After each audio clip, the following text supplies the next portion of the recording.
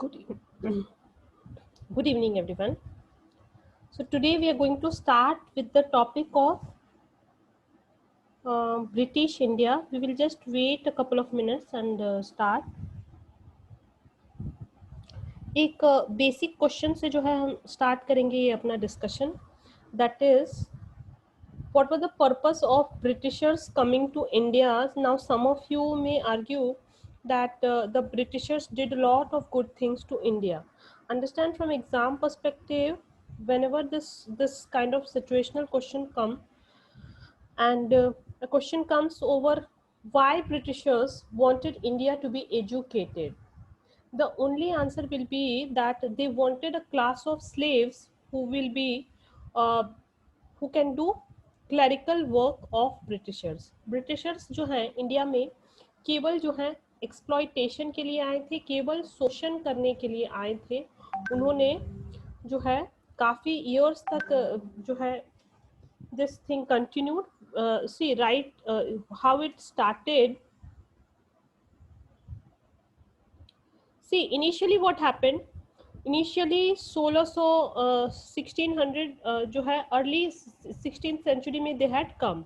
Okay, 1600 something initial यहाँ पर ये आए थे. ओके, तो जब ये ब्रिटिशर्स यहाँ पर आए थे तो सबसे पहले जो है ईस्ट इंडिया कंपनी थी यहाँ पर. आज भी जो थोड़ा सा डिस्कशन है स्टार्टिंग का, that is your historical only, and then we have other things also to discuss, like things like we will be talking about oriental education and a couple of other pointers as well. So yeah, I'm just waiting for a couple of more people to join so that they do not miss on important things. तो east India company जो है कब start हुआ था? 1600 लगभग 3 में जो है इंडिया में ये लोग आ गए थे. Understand, this was the period where Mughals were on decline. Mughals के जो किंगडम थी उनकी प्रोस्पेरिटी खत्म हो चली थी, बहुत ज़्यादा जो है स्ट्रॉन्ग राजा नहीं बच गए थे. तो इन्होंने इनिशियली आके बोला था क्या, हम अपनी कंपनी लगाएंगे इंडिया में, केवल कंपनी लगाएंगे. और ये कंटिन्यू रहा. ये कंपनी के द्वारा जो है इनडायरेक्ट जो है capturing, acquisition, exploitation, that continued till 1813. 1813 में जो है क्या आया था, क्वीन विक्टोरिया का चार्टर एक्ट आया था, जिसके बाद इंडिया का जो स्टेटस है वो डायरेक्टली ब्रिटिशर्स के अंदर आ गया. तो इससे पहले भी ये लोग 200 साल तक रूल कर रहे थे. So why Britishers wanted India to be educated is only to create a class of clerical people जो कि एडमिनिस्ट्रेटिव जॉब कर सके, जिनको इंग्लिश की थोड़ी बहुत नॉलेज हो, ताकि इनको समझने में जो है आसानी हो. इसीलिए ही चाहते थे कि ब्रिटिशर्स जो है वो उनकी जो है एजुकेशन करवाएं इंडियंस की. Okay, so let's start with this note. Okay,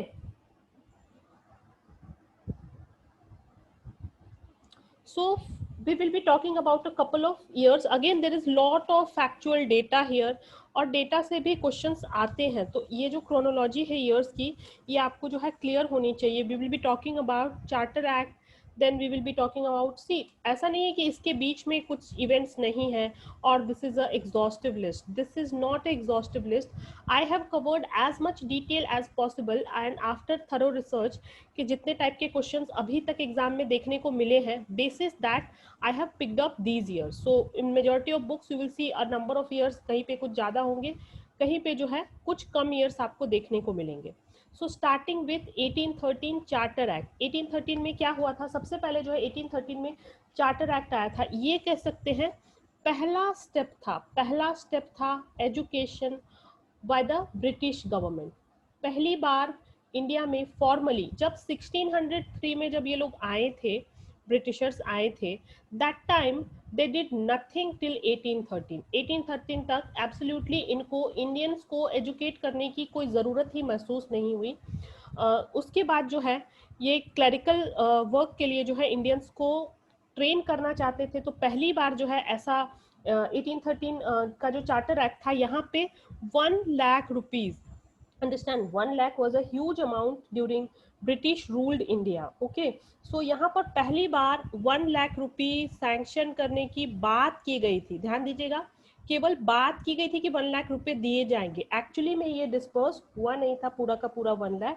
later on around 20s or something, some amount was disbursed. Okay, so अब जब 1 लाख रुपए यहाँ पर देने की बात की गई थी तो यहाँ पर दो मत था. एक जो था वो ओरिएंटलिस्ट था, जब हम ओरिएंटल एजुकेशन पढ़ेंगे तो हम इसको और भी डीप में करेंगे, और एक था वेस्टर्न, जो कि ब्रिटिशर स्वयं वेस्टर्न थे. ओके, सो अगर हम कहें ओरिएंटलिस्ट, तो ओरिएंटलिस्ट चाहते थे कि इंडिया में जो है ट्रेडिशनल एजुकेशन दिया जाए, यानी कि उनका जो लैंग्वेजेस है वो सिखाया जाए, उनके जो स्किल बेस्ड एजुकेशन वगैरह जो सिस्टम चले आ रहे थे उस पर जो है ज़्यादातर ध्यान दिया जाए. वहाँ पे जो वर्नाकुलर मीडियम था लैंग्वेज का, वो जो है एजुकेशन कैसा हो, orientalist always felt that the education should be on vernacular medium. So oriental मतलब क्या, जो पूर्व से जो लोग आए हैं. सो हमारी कंट्री जो है, अब अगर एकदम बिल्कुल ही ईस्ट साइड में चले जाओ, जापान, सो ऐसा मानते हैं कि जो पूर्व की जो सभ्यता है वो कंपैरेटिवली जो है ज़्यादा रिच है, ज़्यादा समृद्ध इकोनॉमीज है. Okay, compare to west. West are not considered, they are considered modern but they are not considered that civilized. Okay, so ये दो मत था जब ये चार्टर एक्ट आया था. यहाँ पे कुछ कमिटियाँ भी बनाई गई, जैसे कि आप बात करोगे 1823 के पीरियड में. सो यहाँ पर जो है एक जनरल कमिटी बनाई गई थी, general committee on public instruction. Not that important, but if something comes in chronology, it can come. Okay, so let's talk about it one by one. Now everybody had joined, so you can start. So अब देखिए 1813 से पहले के कुछ development की सबसे पहले हम बात कर लेते हैं. ओके, सबसे पहले देखिए कलकत्ता में जो है मदरसा इस्टेब्लिश किया गया था 1781 में. इसके अलावा आप देखेंगे इस टाइम पे 18 ओके, ये this was a bit letter, but 1817 में जो है राजा राम मोहन राय ने स्टैब्लिश किया था क्या, Hindu presidency college. Okay, so ये भी एक इम्पॉर्टेंट ईयर है, ईयर आ सकता है आपको कि राजा राम मोहन रॉय ने प्रेसिडेंसी कॉलेज स्टैब्लिश किया था, जिसका बाद में नाम बदल करके जो है प्रेसिडेंसी यूनिवर्सिटी कह दिया गया. और राजा राम मोहन राय कौन थे, राजा राम मोहन राय जो थे उनको कहते हैं father of Indian Renaissance.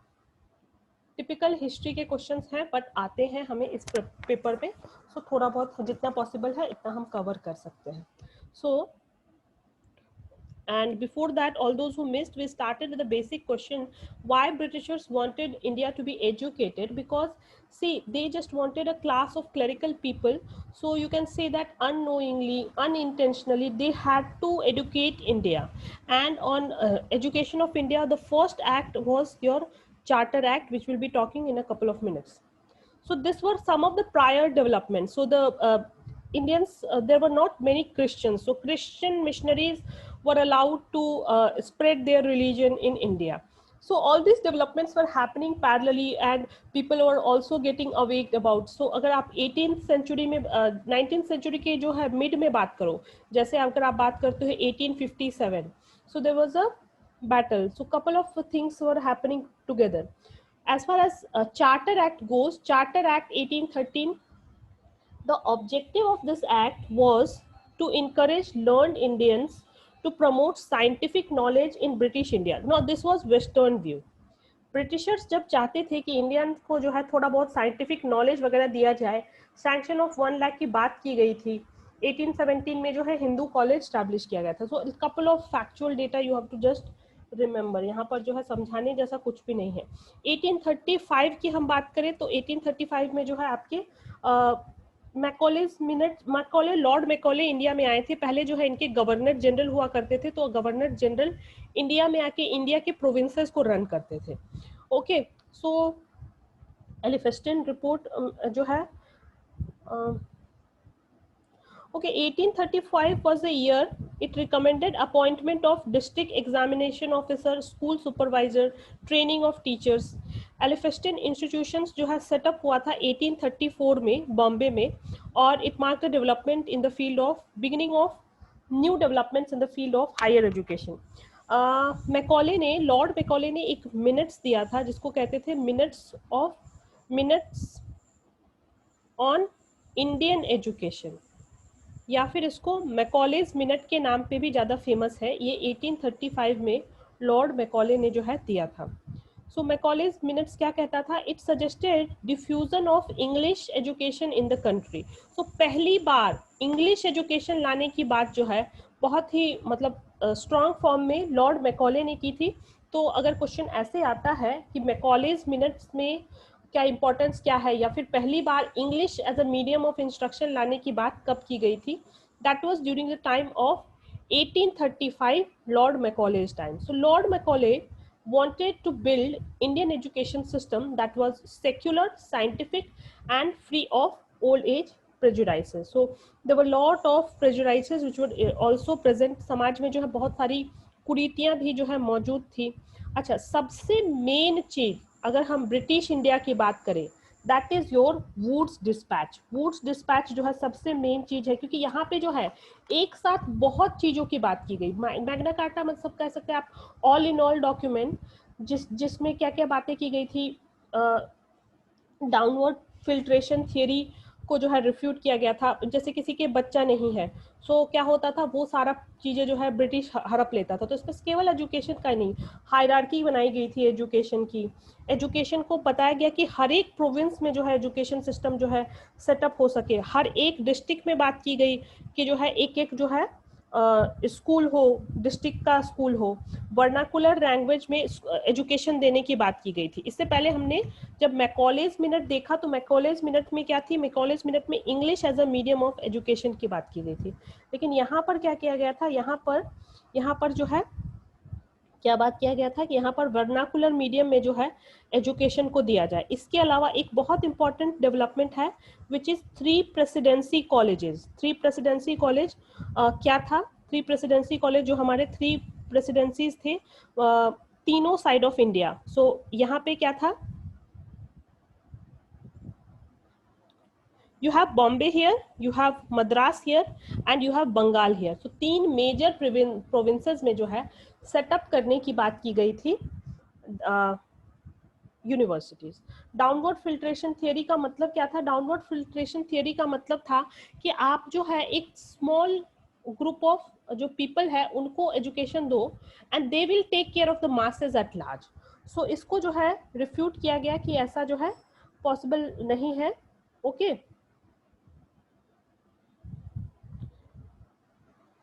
Earlier जो है इंडियंस यही बिलीव करते थे व्हेन दे ब्रिटिशर्स यही बिलीव करते थे when they started that let's educate only a few group of people and they will take care of society at large, but this was refuted. So a lot of provisions were made in your Magna Carta. अब देखिए एक एक topic की यदि हम बात करते हैं, अगर हम केवल मैग्ना कार्टा की बात करें या मैकॉलेज मिनट की बात करें तो बहुत सारे पॉइंट्स हैं यहाँ पर डिस्कशन के लिए, क्योंकि अगर हिस्टोरिकल पर्सपेक्टिव से देखें तो ये अपने आप में जो है एक चैप्टर बन जाता है। फॉर एग्जांपल वुमेन के एजुकेशन की भी बात की गई थी आपके जो है वुड्स डिस्पैच में। इसके अलावा यूनिवर्सिटी के रिकमेंडेशंस और काफ़ी सारा कुछ था जो यहाँ पर जो है हम कवर कर सकते हैं, but let's limit it to minimum which is जहाँ से क्वेश्चन अभी तक बने हैं। जैसे कि एक क्वेश्चन आप देखेंगे कि ये जो प्रोविंसेस में यूनिवर्सिटी सेट हुए थे यहाँ से भी जो है क्वेश्चन आपको देखने को मिले हैं।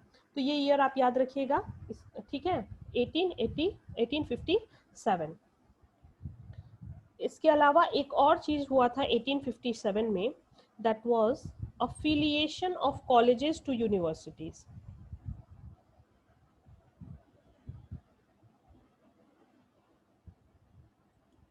सो ये यहाँ से भी क्वेश्चन आ सकता है कि अफिलिएशन जो है किसके आधार पर स्टार्ट हुआ था। अफिलिएशन मतलब एसोसिएशन होता है कॉलेजेस का यूनिवर्सिटी के साथ जुड़ना, और ये जो 3 स्टैब्लिश हुई थी मद्रास, कलकत्ता, बॉम्बे, ये तीनों यूनिवर्सिटीज स्टैब्लिश हुई थी।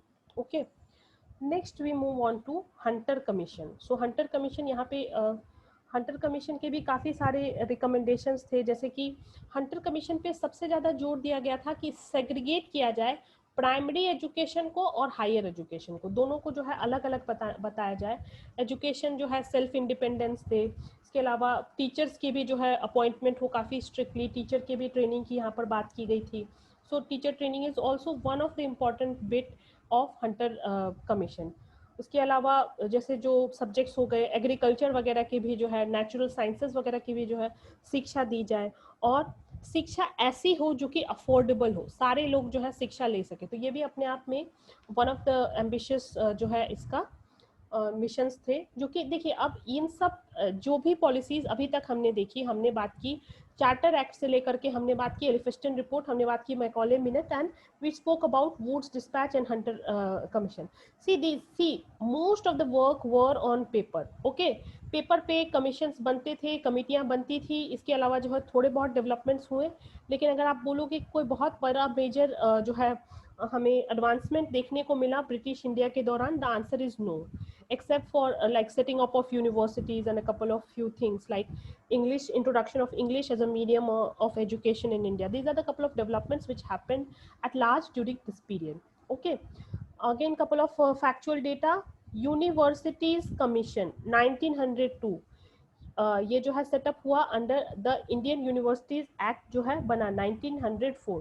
तो ये दोनों ईयर आपको याद रखना है। Lord Curzon was the first person to appoint a commission on university education। यहाँ से क्वेश्चन बन सकता है कौन था पहला व्यक्ति जिसने एक कमीशन बनाया। कमीशन बनाया किस पे? इंडियन यूनिवर्सिटी एजुकेशन के लिए। सो इंडियन यूनिवर्सिटी एजुकेशन के लिए पहला कमीशन बना था इंडियन यूनिवर्सिटीज एक्ट, इसके तहत बना 1904। ठीक है, सो इंडियन एजुकेशन कमीशन का जो ईयर था वो 1902 था। ओके, और इंडियन यूनिवर्सिटीज एक्ट जो है वो 1904 था। तो इसमें कंफ्यूज नहीं होना है।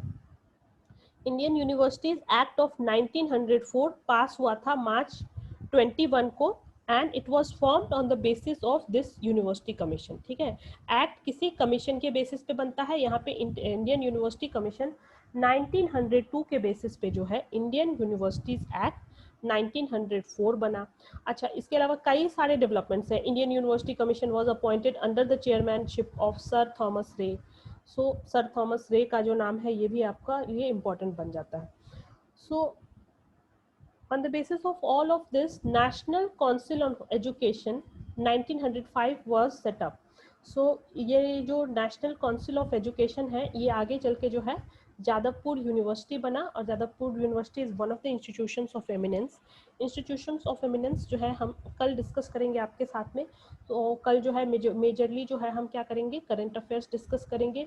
रिसेंट जो डिजिटलाइजेशन ऑफ एजुकेशन है that bit we will try to cover, और आज का अगर कुछ बच जाता है तो we will try to cover that, और apart from that we will solve previous year questions in detail tomorrow. Okay, so moving on, there was Sadler Commission. Sadler commission से पहले भी जो है ऐसा नहीं है कि डेवलपमेंट्स इतने ही थे। अगर आप बात करते हैं, अगर आप बात करते हैं कि गोखले ने एक बिल लाया था 1911 में। मतलब अभी तक हमने ये सारा कुछ जो देखा, we spoke about charters act, we spoke about universities commission, all of that will have English names in it. इनके जो सारे जो प्रोपाउंडर्स थे, जो भी इन्होंने कमीशंस बनाई थी, गठन किया था, इसके सारे जो है पैरामीटर्स थे, इन्होंने ब्रिटिशर्स ने खुद ने डिसाइड किए थे। So it was really not on ground, it was all on paper. So Gokhale had also introduced a bill इन 1911, लेकिन उसको जो है इतनी जो है बहुमत नहीं मिला, और इसकी वजह से जो है so Gokhale was one of the preeminent eminent educationist of their time. So इन्होंने लेजिस्लेटिव काउंसिलिंग में जो है बिल पेश किया था एक एजुकेशन के रिगार्डिंग, जिसमें उन्होंने पहली बार क्या बात की थी, फ्री और कंपलसरी एजुकेशन देने की बात की थी। लेकिन ये जो है ये कभी इम्प्लीमेंट नहीं हो पाया। 1911 was also very prominent year, क्योंकि यहाँ पर क्या हुआ था, कैन एनीवन टेल मी, 1911 में एक और बहुत prominent event हुआ था जो कि हिस्ट्री में काफ़ी important है।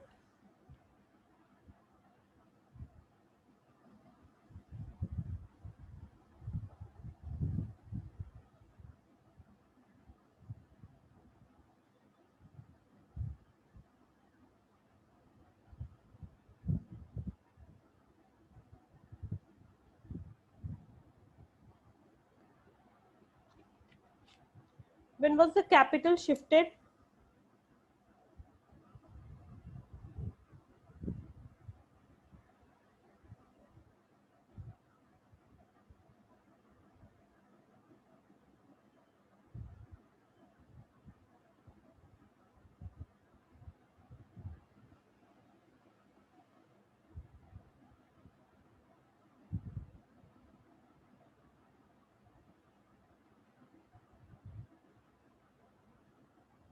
So earlier it was Kolkata, right? और कोलकाता से जो है इसको शिफ्ट किया गया था. You guys are with me, hope you guys are there.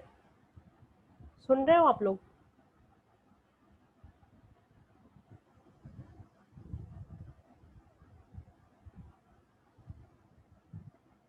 Okay, so moving on to next development, that was Sadler commission. देखिए, सैडलर कमीशन को प्राइमरली लाया गया था कलकत्ता यूनिवर्सिटी जो सेटअप किया गया था, कब? 1857 में. सो इसमें जो है काफ़ी सारे इश्यूज थे, तो इसके इश्यूज को जो है करेक्ट करने के लिए जो है सैडलर कमीशन को जो है लाया गया था. It recommended separation of intermediate education from degree college. यहाँ से क्वेश्चन बन सकता है. देखिए, बहुत सारे कमीशन में देखा आपने, पहले जो है इंट्रोडक्शन की जो है इंग्लिश की बात की गई थी मैं कॉलेज मिनट में. Then we spoke about Wood's dispatch, यहाँ पर जो है अफिलिएशन ऑफ यूनिवर्सिटीज़ की बात की गई थी, और hierarchical system, separate separate system की बात की गई थी एजुकेशन के लिए. इसके बाद हंटर कमीशन में हमने क्या देखा, यहाँ पे प्राइमरी एजुकेशन से हायर एजुकेशन को अलग अलग करने की बात की गई थी. इसके बाद वापस जो है इसको मिलाने की बात की गई थी. एंड लेटर ऑन जब हम यहाँ पर बात कर रहे हैं, then again it talked about separation of intermediate यानी कि +2 एजुकेशन को डिग्री एजुकेशन से जो है अलग अलग करने की बात की गई थी. तो couple of things just remember. Cab जो है 1920 में जो है सेटअप किया गया था, फिर वापस से जो है 1923 में इसको डिसॉल्व कर दिया जाता है. फिर वापस से जो है, क्योंकि फंड नहीं रहता है इसमें, जो केब के जो काम रहते हैं बेसिकली एडवाइस करता है एजुकेशन पे, तो इसके पास इतने फंड्स नहीं होते, ना इसके पास इतने पावर्स होते. फिर वापस 1935 में इसको वापस से स्टार्ट कर दिया जाता है. So then is Hartog Committee. देखिए, यहाँ सबसे ऐसे देखिए जाए तो बहुत ज़्यादा इम्पोर्टेंट नहीं है इन सबको करना, लेकिन क्वेश्चंस आए हुए हैं हर एक, चाहे आप बात करें सप्रू कमिटी, चाहे आप बात करें हरतोग कमिटी, हर क्वेश्चन यहाँ से जो है क्वेश्चन आए हुए हैं. सो हरतोग कमिटी को देखते हैं, इंपॉर्टेंट है, क्वेश्चन आया हुआ है, आगे भी आ सकता है. Hartog Committee 1929. The committee focused on improving the quality and standards at university level. यहाँ पर क्या है, यूनिवर्सिटी लेवल पर जो है चीज़ों को बदलने की बात की गई. It recommended setting up of cab. इन्होंने केब की सेटलमेंट की बात की गई थी, जो कि वापस में इस्टेब्लिश किया गया 1935 में, और आज भी जो है ये एग्जिस्टेंस में है. ओके, कुछ और रिकमेंडेशन थे यहाँ पे. इन्होंने गर्ल्स एजुकेशन की भी बात की गई थी कि गर्ल्स और बॉय को जो है सेपरेट सेपरेट एजुकेशन दिया जाए. टीचर ट्रेनिंग की बात की गई थी. ओके, वुमेन एजुकेशन पे अगर हिस्टोरिकल क्वेश्चन आए कि वुमेन एजुकेशन पे मतलब ब्रिटिश इंडिया में वुमेन एजुकेशन पे कौन सी कमिटी में जोर दिया गया है, please take a note of it. It is Hartog Committee. यहाँ से क्वेश्चन फिर से आ सकता है. Next move to Sapru Committee. Sapru Committee में क्या था? Sapru Committee is not that important. Sapru Committee जो है पॉइंट किया गया था 1934 बाय यूनाइटेड प्रोविंस, जो कि आज का जो वर्तमान उत्तर प्रदेश है.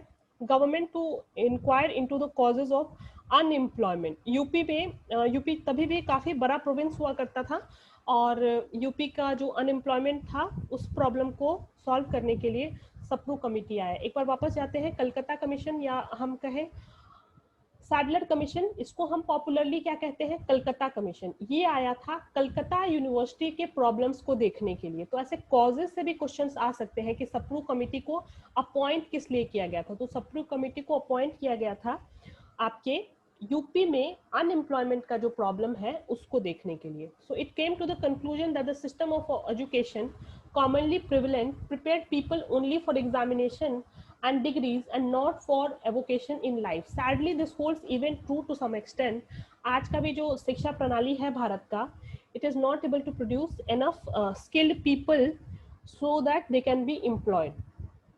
Next is Wardha commission, again very important one, क्योंकि अब देखिए अब 1937 का पीरियड, इसके बाद जो है 1939 तक का पीरियड में क्या चला था, वर्ल्ड वॉर 2 चला था. तो आप इमेजिन कीजिए कि पूरे वर्ल्ड का सिचुएशन कैसा था.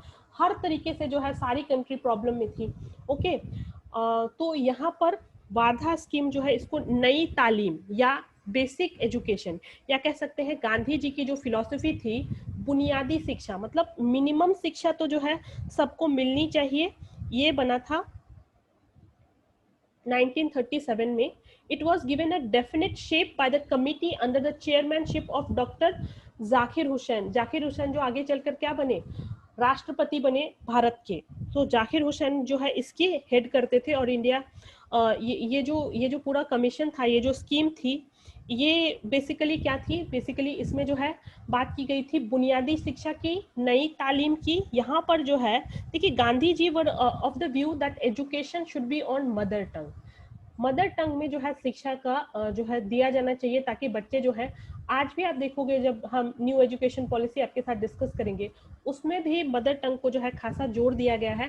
ऐसा बतलाया गया है कि हम कहते हैं ना कि जब हम लिखते हैं तब तो हम इंग्लिश में लिखते हैं, लेकिन जब हम सोचते हैं तो हम जो है किस में सोचते हैं, अपनी मातृभाषा में सोचते हैं। जो लोग मातृभाषा में जो है बोलचाल की भाषा में अपनी मातृभाषा यूज करते हैं, they can able to relate to this statement more. Okay, so plus Gandhi ji also believed in skill based education, so which and to an extent largely holds true even today. So the medium of instruction should be mother tongue. Skill based education should also be included. Okay, Zakir Hussain का भी नाम याद रखिएगा आप, ठीक है। Next we move to Sargent report, that was 1944। Sargent report जो आया था, कब आया था, तो यहाँ पे देखिए वर्ल्ड वॉर खत्म हो चुका था। Post war educational development in India, world war खत्म हो चुका था और इंडिया को बस आज़ादी मिलने ही वाली थी। चारों तरफ जो है पूरे देश में आज़ादी का जो आंदोलन है वो जोर शोर से चल रहा था। तो यहाँ पर जो प्रोविजंस आए was to provide all around development of education along with some preparation of people after they leave the school. So year याद रखिएगा, जितने भी हमने किए, चार्टर एक्ट का ईयर था 1813। पहली बार 1 लाख रुपए सैंक्शन करने की बात की गई थी। एलिफिस्टन रिपोर्ट यहाँ पर जो है 1835 में आई थी। मैकॉलेज मिनट में इंग्लिश पहली बार जो है इंट्रोड्यूस करने की बात की गई थी। वुड्स डिस्पैच को Magna carta of Indian constitution कहते हैं।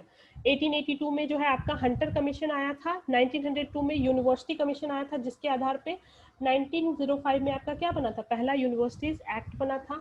1905 में आपका नेशनल काउंसिल ऑफ एजुकेशन भी बना था। 1917 में सैडलर कमीशन, जिसको पॉपुलरली क्या कहते हैं, कलकत्ता कमीशन।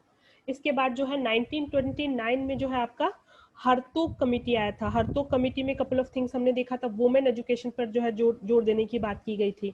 सप्रू कमेटी आया था इसके बाद 1934 में। 37 वाज योर बुनियादी शिक्षा नई तालीम वाली वारधा स्कीम थी। 1944 में आपका सार्जेंट रिपोर्ट आया था। तो ये कुछ डेवलपमेंट थे किसके, ब्रिटिश इरा ऑफ एजुकेशन के। Okay, so let's answer one question based on this. This was asked in June 2019.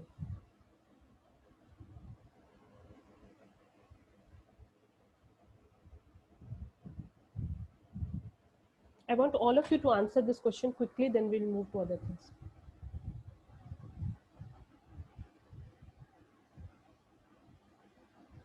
Okay.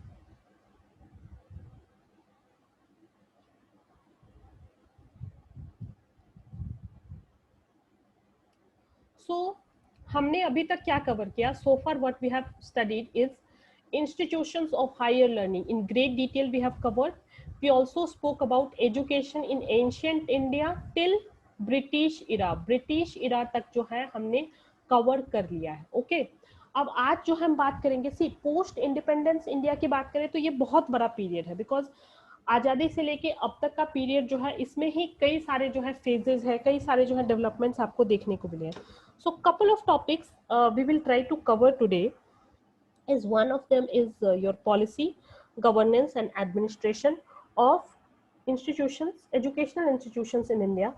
We will try to cover a bit of education and research in post independence India. Primarily we will try to cover your NEPs here today. Okay, we will talk about oriental, conventional, non conventional questions aate hain yahan se, pretty small topic, so we will try to cover this. Professional skill based एक आध question से हम समझेंगे, इसमें समझाने जैसा इतना कुछ भी नहीं है। Value education, environmental education we will cover tomorrow. Okay, this bit we will cover tomorrow, and if time permits we will do the questions also tomorrow and current affairs. So let's start with the topic of education post independence. आजादी के बाद का, अभी तक हमने pre जो है वाला एरिया पूरा कवर कर लिया। So let me quickly introduce you to the structure, formal education system in India. देखिए आज़ादी के बाद का ये जो है एजुकेशन सिस्टम का स्ट्रक्चर हुआ करता था। अब मैं चाहूँगी इस स्ट्रक्चर का आप नोट ले ले, PDF will be share, but if you right your it is better. Let's see, grade 1 to 8 का जो एजुकेशन था वो था आपका एलिमेंट्री एजुकेशन। ओके, अब मैं आपको इसके साथ, चूंकि नई education policy 2020 is already approved, so we will also be understanding that parallelly, so that you have a clear picture that पहले क्या था और अभी क्या है। दोनों में से क्वेश्चन आ सकते हैं। देखिए पहले क्या था, इससे भी क्वेश्चन आ सकते हैं। so we have to cover both elementary education, secondary education, which is your 9 to 12. Okay, 9 to 12 is your secondary education, and then is your tertiary education. Now in tertiary education we again have two categories. One is your higher education and other is your vocational education. So we can say that when by vocational education what we mean is your skill based education जो होते हैं, हम जैसे apprenticeship लेते हैं या फिर हम जो कोई किसी चीज़ में जो है डिप्लोमा कर रहे हैं ताकि उसके जो है स्किल्स को एक्वायर कर सके। So those come in the examples of your vocational education. So what is important from our point of view is this bit which is primarily your higher education. तो इसको हम काफ़ी डिटेल में देखेंगे। Okay, so when we say structure of higher education in India, higher education में you have your undergraduate level। कौन कौन से कोर्सेज आते हैं ये आपके, जैसे कि since I am from commerce I am biased towards it, you have your BCom, you have your BBA, BMS and etc. all your bachelor courses are undergraduate level। नाम से confuse मत होना, many people get confused here। then is your PG level। PG level में क्या चीज़ें आती है आपकी, MCom, MBA and so on, MA। okay, then is your research level। so primarily your PhD, your MPhil, all this come here। ठीक है, ये structure हमें बिल्कुल ही क्लियर होना चाहिए। so if we talk about higher education, that can be general education as well as professional education। so when we say general education, what does that mean? We are talking about the conventional streams, not really conventional but yeah, these are general streams। like इसके example से आप देखिए, science stream, art stream, commerce stream. So class 12 के बाद आप ये general streams जो है टेकअप करते हैं। if you are taking up any professional degree, it can be your engineering, your medical, your architecture, so these are professional courses। it can be your CA, your CS, all these things comes under professional degrees। when we talk about vocational skill based, we have traditionally हम क्या करते थे, हम polytechnic, IT training, computer training इत्यादि का जो है skill based education लेते थे। लेकिन in modern times there are many emerging sectors, to name a few, we have tourism, we have hospitality, aviations and many more। so this is a basic overview of the education system which existed till 2020। 2020 में जो है ये पूरा का पूरा structure change कर दिया गया है। तो एक बार जो है नई स्ट्रक्चर को भी हम एक बार देख लेते हैं। Now what is introduced at school level is your 5 plus 3 plus 3 plus 4। Now what is this 5 plus 3 plus 3 plus 4? Very important, यहाँ से क्वेश्चन आपका बन सकता है क्योंकि ये पॉलिसी जो है कुछ ही महीने पहले पास हुई थी, तो करंट अफेयर के हिसाब से भी यह इंपॉर्टेंट है। Understand one by one in detail. When I से 5, सो इनिशियल 5 मतलब क्या होता है? इनिशियल 5 मतलब होता है 3 years of pre primary.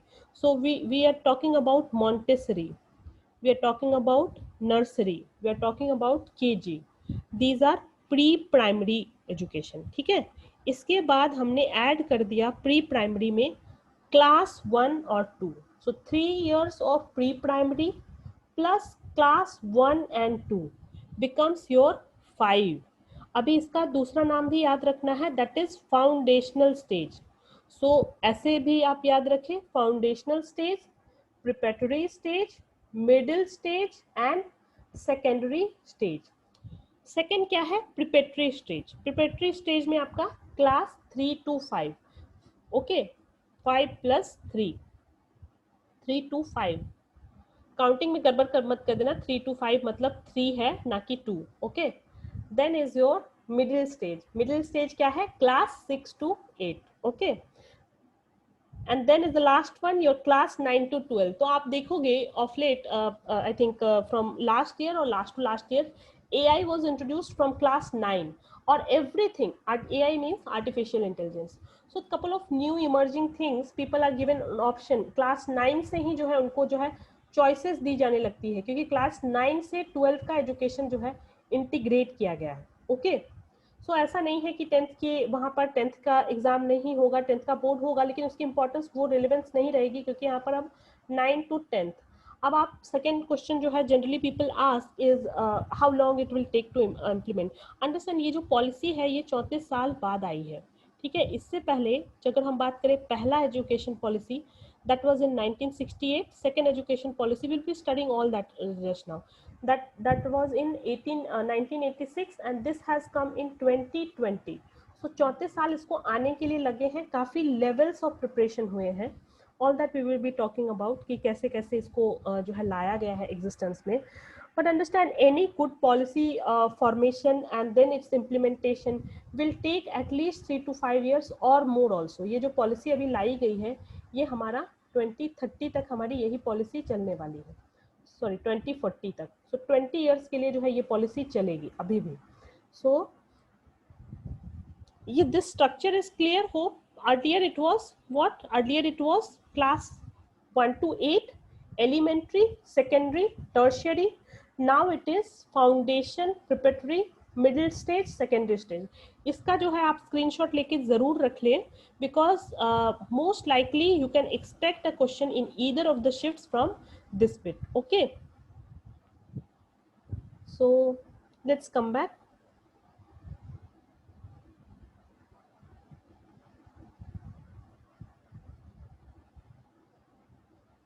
So now we are talking about some of the major committees and their provisions post independence. Now these are very dry topics where again you have to deal with lot of factual data, but there is no escape to it because यहाँ से questions directly आते हैं और हर एक commission, हर एक committee जो हमने include की है वो सारे के सारे important है. सारे के सारे से कई बार कई shift में question आए हुए हैं.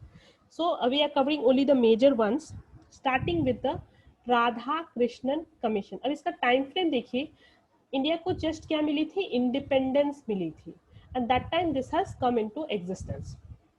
So couple of recommendation which Radha Krishnan Commission talks about is it recommended for 18 periods in a week, but research students should have between 12 to 15 periods. Okay, 18 period a week की बात की थी. 3 phases of education की बात की थी जिसमें general education, liberal education और ऑक्यूपेशनल एजुकेशन की जो है बात की गई थी. Then it was PhD degree should be 2 years and students should include a thesis and a viva voce. Uniform system of classification. A candidate should get 70% or more marks in first class. ध्यान दीजिएगा 70% और more for first class. आज के लिए आज के क्या है इसको घटा करके 60 कर दिया गया है. Likewise 55 to 69 for second class and 40 at least 40% for third class. So आप देखेंगे 1 सेकेंड. ये जो सिस्टम था ये काफ़ी ज़्यादा जो है क्या था? स्ट्रिंजेंट था, स्ट्रिक्ट था. यहाँ पर जो है काफ़ी सारे स्ट्रिक्ट मेजर्स जो है लिए गए थे. सो अब एक चीज़ समझिए, जब भी हम किसी कमिटी या कमीशन को पढ़ रहे हैं हम 2 साल क्यों पढ़ते हैं? देखिए 2 साल हम इसलिए पढ़ते हैं क्योंकि 1 साल में जो है इस पर कमिटी बनाई जाती है, कमीशन बनाया जाता है और कमीशन बनने का रिपोर्ट जो है नेक्स्ट ईयर में सबमिट होता है. So for those who are from commerce background, they will understand that every law becomes enforced in the next year usually compared to the year in which जहाँ पर आपकी committee बनी थी. तो committee बनती है, उसको रिपोर्ट सबमिट करते करते 1 साल लग जाते हैं. तो जनरली आपको 2 साल देखने को मिलेगा. तो even question like this comes you should be aware कि कौन से साल में जो है ये बनी थी और इसका पीरियड क्या रहा. सेकेंड जो इम्पोर्टेंट कमीशन है वो है मुदालियर कमीशन. मुदालियर कमीशन को हम जो है क्या कहते हैं? Secondary education commission. क्योंकि इस कमीशन के जो मेजर रिकमेंडेशंस हैं वो सेकेंडरी एजुकेशन से ज़्यादा जुड़े हुए हैं, इसलिए सेकेंडरी एजुकेशन कमीशन इसका पॉपुलर नाम है. It recommended a 3-year secondary and 4-year higher education system, जो कि काफ़ी दिन तक चला, अभी तक चला. इनफैक्ट 3 year की अभी तक जो है सेकेंडरी है, 4 year की हायर एजुकेशन सिस्टम का रिकमेंडेशन किया था. So if you talk about degrees like engineering one, they follow this pattern. So it also advocated setting up of multi-purpose schools and vocational training institutions. So ये सब काफी जो है important यहाँ के provisions थे. The people should be trained in 1 or 2 extra curriculum activities. So इन सब का mainly purpose क्या था? Student को जो है ज़्यादा से ज़्यादा सेल्फ रिलायंट बनाया जाए, उनको जो है डिसिप्लिन्ड बनाया जाए, ये सारी चीज़ों की बात की गई थी आपके मुदालियर कमीशन, जिसको फेमसली जो है क्या कहते हैं, इसको फेमसली जो है कहते हैं secondary education commission. Okay, then we move on to the most important, यहाँ के हर एक लाइन से जो है क्वेश्चन आता है कोठारी कमीशन, तो इसको एक एक लाइन जो है यहाँ का इम्पोर्टेंट बन जाता है. तो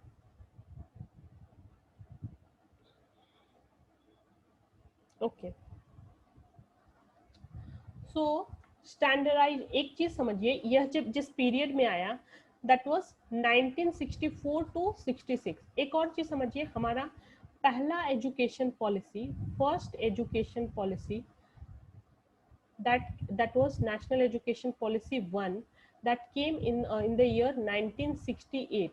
So we can conclude that on the basis of the recommendation of the Kothari Commission, this NEP 1 was formulated. Another thing that अच्छा, इसका नाम भी important है, कोठारी कमीशन तो इसलिए कहते हैं क्योंकि ये chairmanship of doctor DS Kothari के जो है अंतर्गत इसको बनाया गया था, लेकिन इसका जो पूरा नाम है वो है education and National Development Report.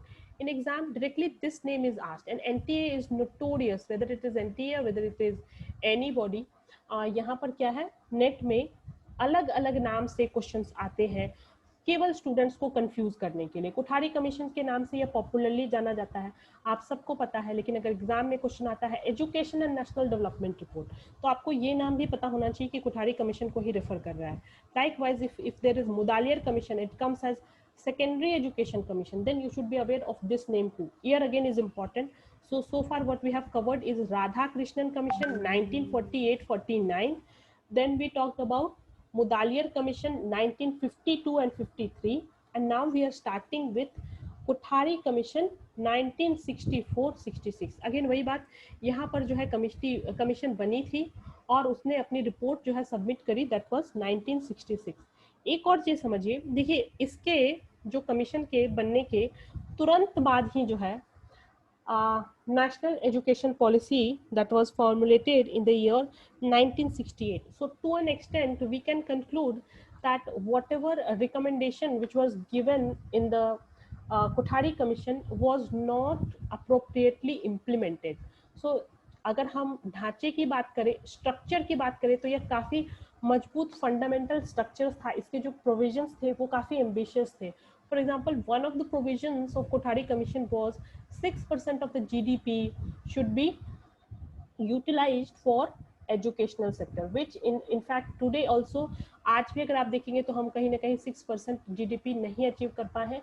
Even 2020 की जो पॉलिसी आई है, जो कि थर्ड NEP आई है, यहाँ पर भी 6% GDP की जो है बात की जाती है कि 6% of the GDP should be spent on education. How much of that will be actually come into practice, we have to watch out for. Currently it stands roughly around 4%. That too, that's on a higher side, we can conclude. So major recommendations of Kothari Commission. Let's start. Standardization of educational system. 10+2+3 का जो pattern है, यहाँ से direct question आता है, very important. 10+2+3 का जो pattern है कहाँ से आया है, आपके कोठारी कमीशन से आया है. इसके बाद ये क्या सेकेंड रिकमेंडेशन देता है, प्री प्राइमरी एजुकेशन, जैसे कि किंडरगार्टन नाम था, मॉन्टेसरी नाम था, बेसिक नाम था, ये सारे को प्री प्राइमरी इसका नामकरण कर लिया जाए, renamed as lower primary and to be up to 4th standard. It further classified schooling as primary और higher primary and high school. So ये तो basically ये जो 10+2+3 का जो structure है, ये आज भी कहीं ना कहीं इसको जो है up to कह सकते हैं 2020 चलाया गया. Then the structure is now 5+3+3+4. The undergraduate education that was classified as class 11 and 12 standards named as higher secondary. So pre university कहीं कहीं पे जो है इसको कोई कोई स्टेट में, जैसे if you talk about Maharashtra, it is called as a junior college. Now it is renamed as. So the graduate studies were recommended to be standardized as a 3-year course and 4 years honors course, which continued for a very very long time. And a most important one, 6% of the national income should be spent on education. So these are couple of important recommendation. 3 language formula, it also mentioned about 3 language formula. So these are couple of important things which even अगर आप देखोगे आज का भी जो education policy है 2020, वहां पर भी ये सारी जो है recommendations यहाँ से borrow किए गए हैं. Okay, so let's quickly recap what we studied so far. We spoke about a number of committees so far, जिसमें हमने देखा 1948 राधा कृष्णन कमीशन, ये जो है आज़ादी के बाद पहला कमीशन था. यहाँ पर आपको डॉक्टर जाकिर हुसैन का नाम जो है भी याद रखना है along with the Radha Krishnan. Okay. Then 1952 was your education commission, secondary education commission, Mudaliar commission, which emphasized majorly on your school education. 1961 under Dr. Sampurna Nand, there was a commission on emotional integration, जहाँ पे emotional balance बनाने की बात की गई है. Not that important, just remember the name of Dr. Sampurna Nand जिन्होंने यह कमिटी दी थी. उसके बाद 64-66 की Kuthari commission. 1976, this is an important landmark here. Why? Because education जो है वो कंकरेंट लिस्ट में डाल दिया गया. पहले जो है यह स्टेट लिस्ट में हुआ करता था, स्टेट लिस्ट से हटा करके कंकरेंट लिस्ट में इसको ऐड कर दिया गया. Then national policy on education, one by one we are going to look at all the national policies on education. We will be starting with the first one. So first commission, like we said that it is done immediately after Kothari commission, right? तो 66-68 का period के बाद इसको जो है implement किया गया. अब कुठारी कमीशन में हम जब कहते हैं कि Kothari commission was, you can say that it was a failure. Why? Because there are a lot of issues during that time. Understand, India just came out of independence. यहाँ पर इंडिया में you can say 1950 में से जो है democracy start हुई. इसके बाद जो है हमने प्लानिंग स्टार्ट की. 1951-55 वाज द फर्स्ट प्लानिंग. पहले हम पंचवर्षीय योजना बनाते थे जहाँ पे हम क्या करते थे, हम एक एक इश्यूज को जो है इरेडिकेट करने की बात करते थे. तो there were lot of issues, like there was famine in the country. बहुत ज़्यादा जो है डिजीज की वजह से लोग मर जाते थे. बहुत ज़्यादा जो है पॉवर्टी का प्रॉब्लम था. इसके अलावा कई सारे और एजुकेशन का जो प्रॉब्लम था. सो कई सारे प्रॉब्लम्स की वजह से जो है, and plus you can say that we were not even self sufficient in terms of food की भी सिक्योरिटी हमारे पास नहीं थी. So because of this education was one of such areas जो कि अनटच नहीं था. एजुकेशन के एरिया में भी काफ़ी सारे प्रॉब्लम्स थे. सबसे पहली बात, इंफ्रास्ट्रक्चर ही नहीं था. there was no concept of school as such. People used to study in open, और उनको जो है बहुत ज़्यादा इंफ्रा जो है दी नहीं गई थी गवर्नमेंट द्वारा. तो एजुकेशन का डेवलपमेंट बहुत ही पुअरली था. और plus there were political will issue as well. काफ़ी सारी चीज़ें में जो है लोगों का विश्वास नहीं था. People were not very open about voicing their opinions as well. So because of all these problems, Kothari Commission was not successfully implemented, though it was an ambitious policy. और इसके जो रिकमेंडेशन थे वो इतने ज़्यादा जो है मजबूत थे कि आज भी, अगर आज की भी एजुकेशन पॉलिसी की हम जब बात करेंगे तो आपको समझेगा कि काफ़ी सारे पॉइंट्स वहाँ पर बोरो किए गए कोठारी कमीशन से. So let's look at some of the recommendation. It will be similar in the lines of Kothari Commission. The first one that is national policy on education 1968। एक चीज समझिए, जब हम बात करते हैं किसी भी नेशनल पॉलिसी की, so it is covering whole India at large. सो जब भी हम बात करेंगे कि हम एक नेशनल पॉलिसी पढ़ रहे हैं, we are talking about every aspect, we are talking about from Montessori till जो है योर पीएचडी लेवल, सारा का सारा एजुकेशन के जितने भी डायमेंशंस हैं सब कुछ कवर होगा नेशनल पॉलिसी ऑन एजुकेशन में। So it talked about free and compulsory education of child up to 14 years. Now it is so ये जो point है again it is borrowed from Kothari Commission. Okay, it recommended 6%. Again it is borrowed from Kothari Commission. Development of languages, 3 language formula, that is 1 Hindi, 1 international and 1 regional language should be taught. Again in 2020 you see similar provisions. Equalization of educational opportunities, identification of talent, education of agriculture and industry. So India was primarily a agrarian economy. आज भी अगर आप बात करो तो we are not much developed as such. So agrarian economy में ही हमारी आज भी consideration होती है. Okay. So these are couple of major things which the policy of 1968 talked about. Okay. Moving on. This is a small development. Education in the subject of concurrent list. India has a federal system, जहाँ पे federal system में state का जो powers होता है और centre के power होते हैं, दोनों के पास अपने अपने पावर्स हैं, इंडिपेंडेंट पावर्स हैं.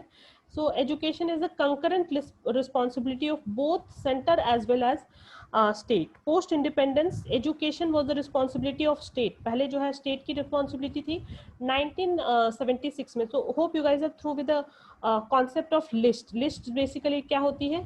स्टेट लिस्ट, यूनियन लिस्ट और कंकरेंट लिस्ट. जब हम बात करते हैं स्टेट लिस्ट, यहाँ पर ऐसी चीजें रहती हैं जो जैसे स्टेट स्वयं करता है. For example if I talk about factory act, so factory act के जो वेजेस के पॉलिसीज वगैरह हैं, आप अगर बात करते हो police department, so these are couple of things जो कि राज्य गवर्न करता है, स्टेट गवर्न करता है. ओके, कपल ऑफ लाइसेंसेस देने का काम वगैरह भी जो है स्टेट करता है. लेकिन कुछ ड्यूटीज ऐसे हैं, फॉर एग्जांपल अगर आप क्रूशियल एरियाज की बात करते हैं, आप बात कर रहे हैं मिलिट्री की, सो ये सारी जो है एरियाज हैं वो कि सेंटर खुद देखता है. So state list, central list and concurrent list, जहाँ पर दोनों की ड्यूटी जो है शेयर्ड होती है. सो इसी शेयर्ड लिस्ट में जो है ऐड कर दिया गया 1976 में एजुकेशन सब्जेक्ट को. ठीक है. Now we move on to the second educational policy that came in 1986. अब देखिए आप बात करेंगे, इसको याद करना वैसे काफी आसान है, 1968 और इसको जो है आप रिवर्स कर दें. ठीक है. और बाकी तो करंट ईयर में थर्ड वाली है, तो इसको ईयर में आपको कंफ्यूजन नहीं होगा अगर आपको कोई भी ईयर का क्वेश्चन यहाँ से आता है तो. ठीक है. So let's talk about national policy on education NPE 1986. As far as the recommendation goes, एक चीज समझिए, ये जो पॉलिसी थी इससे पहले की, this came in the times of Shrimati Indira Gandhi. Okay, Indira Gandhi was the prime minister of India in 1968. This policy came under the prime ministership of Rajiv Gandhi. So Rajiv Gandhi को जो है प्रोग्रेसिव लीडर्स में उनकी जो है गिनती होती है. उन्होंने जो है कंप्यूटराइजेशन किया था कंट्री में, पहली बार जो है टेक्नोलॉजी को लाने का काम किया था. तो primary education is a foundation. Investment in education की बात की थी. एजुकेशन जो है लोगों को तैयार करता है ताकि वो न केवल जो है पॉलिटिकल या फिर किसी भी तरीके की इमरजेंसी से खुद को बचा सके. It stops increase in population. So इस पर जो है राजीव गांधी ने बहुत ज्यादा काम किया था. There was a movie, if you guys have seen it, Indu Sarkar. So it talks of couple of harsh realities during this particular period. Social involvement की बात की गई थी, यानी कि क्या किया जाता था इस टाइम में कि जो बच्चे घर पर होते थे उनको जो है उनके पेरेंट्स को जा करके एजुकेट किया जाता था कि एजुकेशन कितना ज़्यादा ज़रूरी है.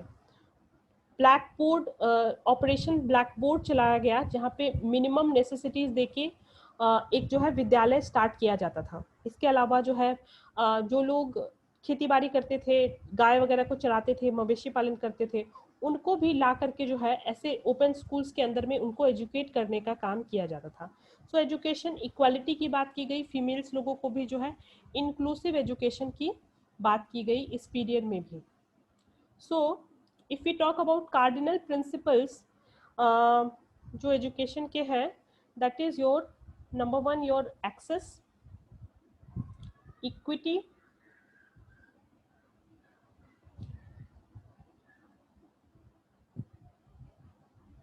quality and excellence, and the last one is your value based education. Value based education, these are the cardinal principle of education. अब देखिए डायरेक्ट क्वेश्चन यहाँ से आता है, कार्डिनल प्रिंसिपल ऑफ एजुकेशन से ना डायरेक्ट क्वेश्चन आता है, you should understand that education का जो उद्देश्य होना चाहिए कि हर लोगों को पहुंच हो ताकि वो एजुकेशन को पा सके, जेंडर का जो है समानता का अधिकार हो, शिक्षा में जो है गुणवत्ता होनी चाहिए, शिक्षा जो है वो एक्सेलेंट क्वालिटी की होनी चाहिए और वैल्यू बेस्ड होनी चाहिए। एवरी बिट इज इंपॉर्टेंट, और यहाँ से आपको डायरेक्ट क्वेश्चन हर बार एग्जाम में एक ना एक देखने को मिलता है। वैल्यू एजुकेशन बहुत इंपॉर्टेंट है, जैसे हमने रिसर्च में एथिक्स की बात की थी। सो ethics is one of the most important जो है कंपोनेंट। तो आप देखोगे आजकल रिसर्च में भी जो है एथिक्स पर खासा जोर दिया जाता है। लाइकवाइज शिक्षा में जो है value education we will be covering tomorrow, it's a very very important topic. Couple of more recommendations were reorientation of the content and the process of education. Entirely you can say work experience जो है include किया जाए, education जो है environment में भी काफ़ी सारे changes लाने की बात की गई थी। This was the time when computerization started in India. इसके बाद समझो 1986 was the period जहाँ पर इंडिया की इकोनॉमी कैसी हुआ करती थी, क्लोज्ड इकोनॉमी हुआ करती थी। मतलब हमारे जो है हम बहुत ज़्यादा एक्सपोर्ट नहीं कर सकते थे, बहुत ज़्यादा इंपोर्ट नहीं कर सकते थे, हमारे जो गुड्स और सर्विसेज की मूवमेंट थी वो रेस्ट्रिक्टेड थी। सो these were the couple of developments. It also spoke about examination system reforms के ऊपर जो है बात की गई थी। ऑपरेशन ब्लैक बोर्ड यहाँ पर इम्पोर्टेंट था। सो ऑपरेशन ब्लैक बोर्ड को जो है लॉन्च किया गया था 1987। So take a note of the year of operation blackboard, यहाँ से क्वेश्चन आया हुआ है।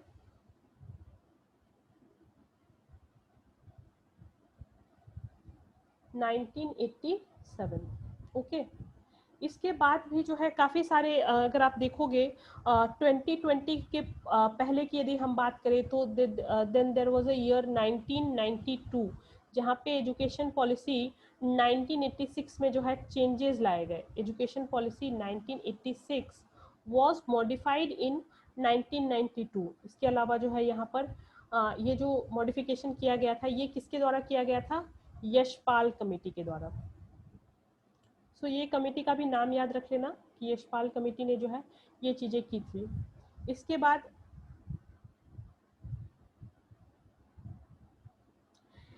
देयर वाज ए ईयर 2005 जहाँ पर NKC was established, national knowledge commission. Okay. So national knowledge commission जो है एस्टैब्लिश किया गया था, जिसका काम था कि ज़्यादा से ज़्यादा यूनिवर्सिटीज़ को जो है क्रिएट किया जाए। इसके अलावा जो है हायर सिस्टम एजुकेशन की जो सिस्टम है इसमें चेंजेस लेके आया जाए। पब्लिक स्पेंडिंग जो है फाइनेंस जो है एजुकेशन के ऊपर इसको बढ़ावा मिल सके, और इसके तहत NKC के तहत जो है 50 नेशनल यूनिवर्सिटीज़ को जो है सेटअप किया गया। तो ये भी बहुत इम्पोर्टेंट है। इसके बाद one more year you should remember is your 2002। 2002 में क्या हुआ था, RTE का अमेंडमेंट किया गया था, राइट टू एजुकेशन एक्ट का अमेंडमेंट जो है 2002 में किया गया था, जहां पर एक आर्टिकल इंसर्ट किया गया, article 21A in the constitution of India, to provide free and compulsory education to the age group of 16 to 14 years. इसका नोट ले ले, इसको बात की गई है बढ़ा करके अभी न्यू एजुकेशन पॉलिसी में 18 ईयर्स, बिकॉज अब जो है एजुकेशन अप टू 12 को इंक्लूड किया गया है, पहले अप टू 10th था। Okay.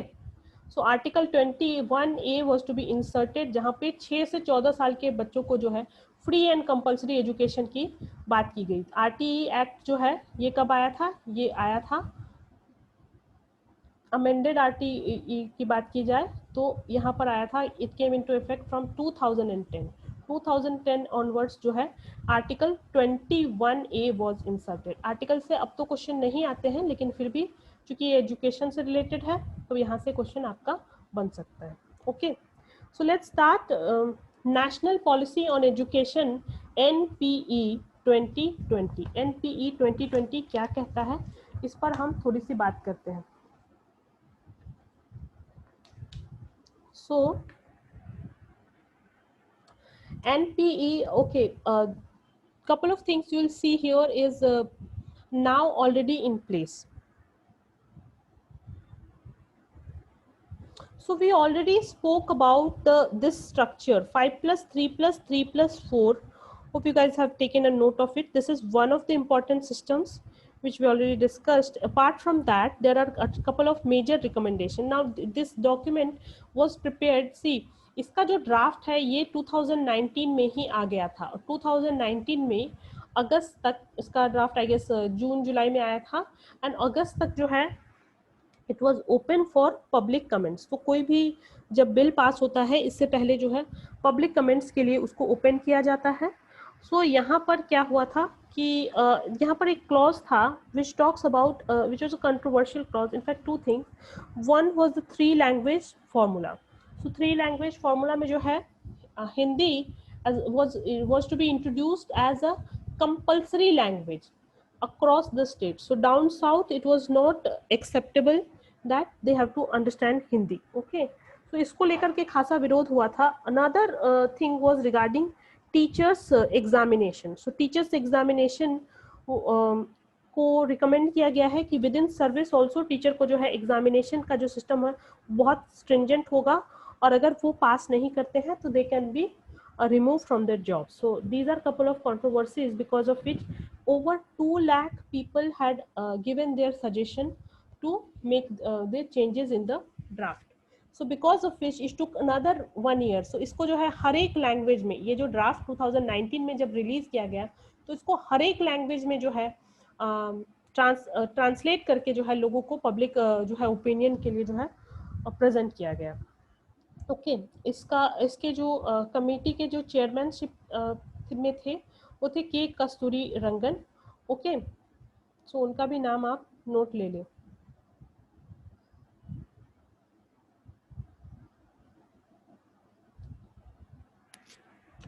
So we are talking about the major recommendations from NEP. Let's look at it one by one.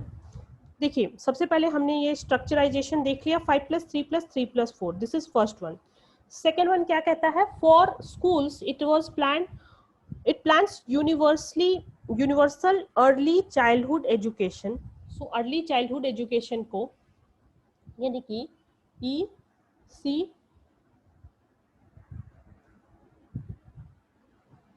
इसको इसकी जो है GR बढ़ाने की बात की गई 100% gross enrolment by 2030। Factual data question can come. It proposes teaching and the mother tongue till class 5। Class 5 तक जो है आप मदर टंग में पढ़ाएं, और क्लास 8 तक भी जो है इंग्लिश को आप ऑप्शनल रखें। सो अगर आप जो है स्टेट बोर्ड्स के बुक्स वगैरह देखेंगे तो काफी सारा जो ओल्ड पैटर्न है स्टेट बोर्ड का जो पैटर्न है वो यही फॉलो करता है कि English is only introduced in class 6। Okay, it proposed national assessment centre, performance assessment reviews, analytical knowledge for holistic development parak to be set up as a standard setting body for setting norms, standards, guidelines for student and evaluation of all recognized school brands. So parak is to do with your school education. ठीक है, परख का जो है आप नाम याद रखें, Parakh is for development of school standard setting for school body, जो है उसका नाम है Parakh. Then we talk about ECC। तो हमने देखा था कि पहला जो 3 साल है प्लस कक्षा 1 और 2, ये क्या बन जाता है आपका जो 5 वाला जो स्ट्रक्चर है। So apart from focus on ECCE, it also emphasis on learning outcomes and assessment. There are main elements proposed for school education. State and union territories will have to group or rationalize schools into school complexes. So school complexes का target है 2025। Cluster की बात की गई। आज भी अगर आप देखोगे cluster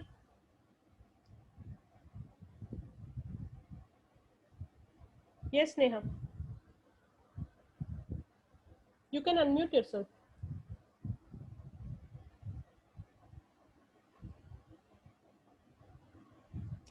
ECCE early child elementary education जो है, इसमें हमने क्या बात की है, इसमें हमने बात की कि पहला 5 years, इसमें कहते हैं ना कि ब्रेन का डेवलपमेंट जो है सबसे ज्यादा जो है आपके 5 साल तक हो जाता है, आपने एड में देखा है। ओके, सो यही बात किया गया है यहाँ पर। 5 का जो स्ट्रक्चर है ना, मतलब आपका जो मॉन्टेसरी होता है, आपका जो लोअर केजी है, आपका जो अपर केजी है, इन तीनों को मिला के 3 साल plus grade 1 and grade 2।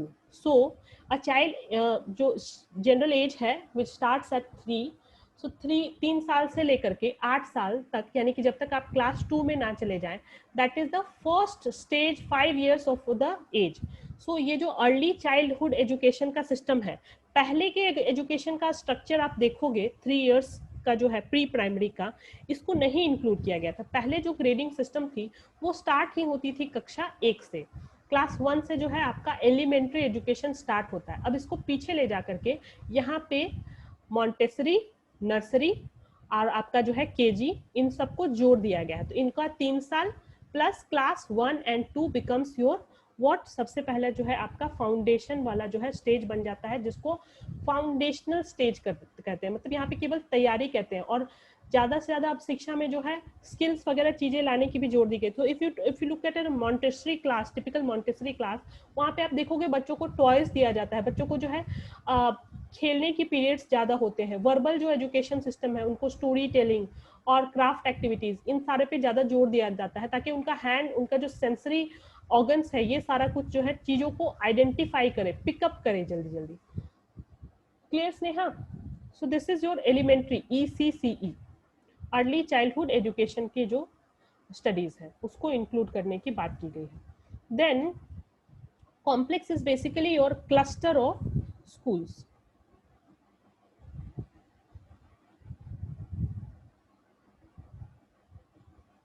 Okay, so this is also important, यहाँ से भी ऑलरेडी क्वेश्चन आए हुए हैं।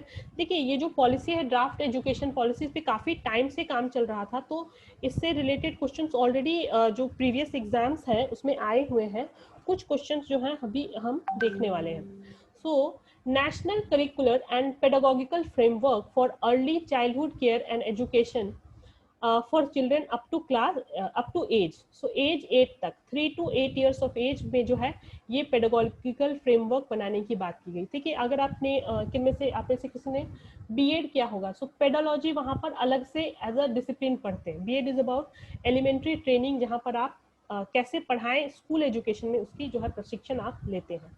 So new curricular and pedagogical framework of 5+3+3+4 years with a strong base on early childhood care and education from age of 3, that was included.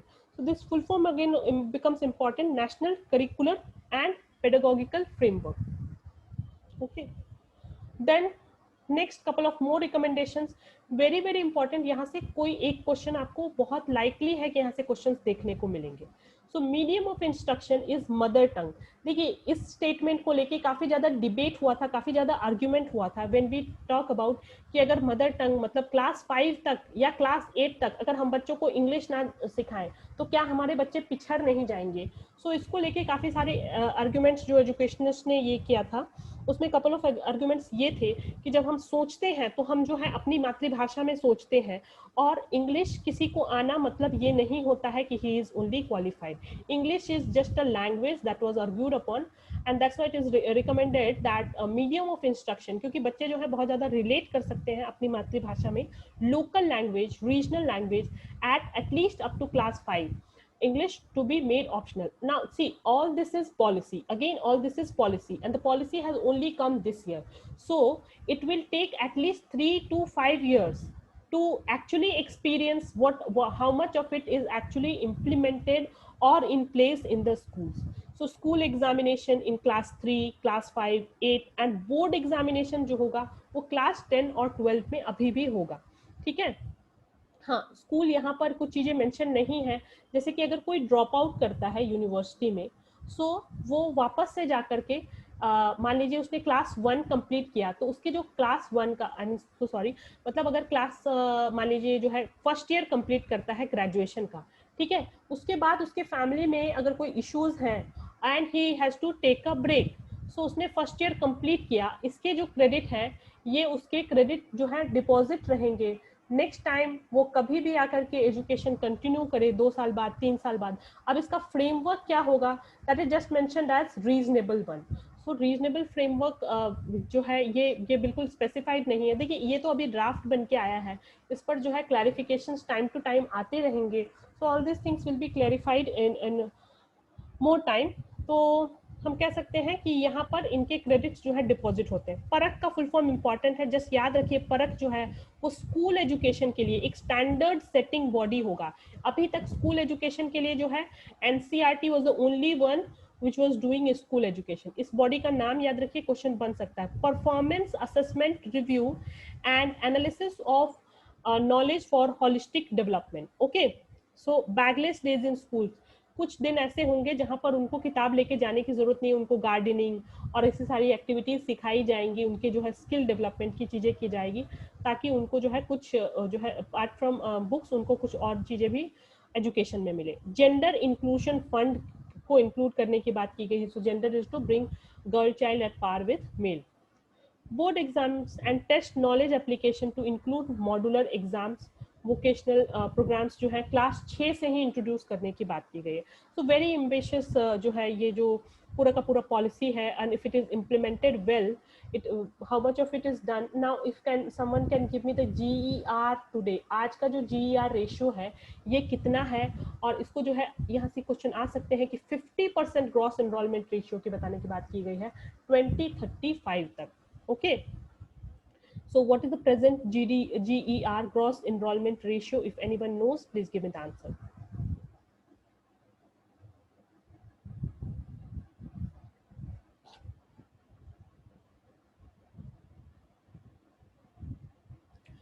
So now, okay, if you guys don't know, just check it. Okay, यहाँ से question आ सकता है, present GER कितना है, I'm not giving you the answer, and 50% GER बढ़ाने की बात की गई है by 2035.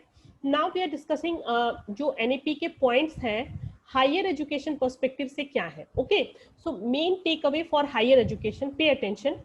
बात की गई है टीयर 1 में क्या होंगे, रिसर्च यूनिवर्सिटी जो कि केवल रिसर्च पे काम करेंगे, ज्यादातर उनका काम क्या होगा, रिसर्च पे होगा। टीयर 2 यूनिवर्सिटीज काम करेंगे प्राइमरली टीचिंग का, और टीयर 3 यूनिवर्सिटी जो है teaching eight under graduate level पर जो है काम करेंगे। तो ये तीनों आपको ध्यान में रखना है। हायर एजुकेशन के मेन टेक ओवे की बात की तो phasing out system of affiliated college. आज के दिन में आप देखोगे यूनिवर्सिटीज लगभग हमारे 1000 है, और tomorrow we will discuss all these facts also, like how many of it are deemed university, how many of it are private university. Okay, somebody has googled and getting me the answer. Okay, so phasing out system of affiliated colleges over a period of 15 years through system of graded autonomy. So यहाँ पर जो है universities को जो है I will come to this term later, graded autonomy. So undergraduate degree programs will last for 3 or 4 years with multiple exit option. This only we talk, very important point, multiple exit option. मतलब आपने बीच में पढ़ाई छोड़ दी है तो आप वापस से मेन स्ट्रीम को ज्वाइन कर सकते हैं। इसके कुछ ऑप्शंस देख लीजिए। Certificate completing after 1 year in a discipline, 1 year जो है आपने कंप्लीट कर लिया है तो 1 ईयर कंप्लीट करने के बाद आप एग्जिट कर सकते हैं, 3 महीने ऐसा कुछ मेंशन नहीं है यहाँ पे। डिप्लोमा आफ्टर 2 इयर्स, आपने डिप्लोमा के 2 साल कंप्लीट करने के बाद, bachelor degree after a 3 year programme, 4 year multidisciplinary programme. इन सारे प्रोग्राम्स में जो है मल्टीपल एंट्री और मल्टीपल जो है इंट्रीज की बात की गई। अच्छा, एक चीज और भी बहुत इंपॉर्टेंट कहा गया है एनईपी में, that is your multi disciplinary. So multi disciplinary का क्या मतलब है? मतलब अगर आप एक मेजर सब्जेक्ट लेना चाहते थे, जैसे कि आप मेजर सब्जेक्ट म्यूजिक पढ़ना चाहते थे, लेकिन म्यूजिक के साथ साथ पापा ने बोला बेटा म्यूजिक से जॉब नहीं मिलेगा, तो एक काम कर तू इंजीनियर बन जा, तो आपको झक मार के पहले क्या इंजीनियर ही बनना पड़ता था। अब जो है न्यू एजुकेशन पॉलिसी में ये फ्लेक्सिबिलिटी दी गई है, मतलब एक आप मेजर सब्जेक्ट ले सकते हैं और एक जो है क्या ले सकते हैं आप, माइनर सब्जेक्ट जो है ले सकते हैं, और मल्टी डिसिप्लिनरी जो है मेजर और माइनर सब्जेक्ट के द्वारा जो है आप मल्टी डिसिप्लिनरी जो है स्टडी कर सकते हैं। Okay, so these are couple of major recommendations for your higher education major and minor system. Physics with a fashion design, credit transfer will be enabled in a through academic credit banks होगा ये। सो academic credit banks होंगे जिसमें आपने मान लीजिए first year complete किया है, second year में आपको ब्रेक लेना है, सेकेंड ईयर में आपने ब्रेक ले लिया और आपका फर्स्ट ईयर का क्रेडिट जो है क्रेडिट बैंक में जमा है। Multi disciplinary education research universities will be set up.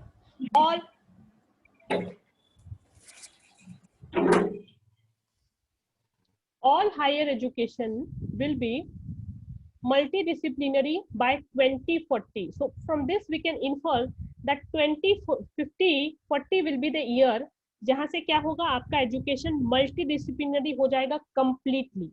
Again, as the time goes we will be able to see.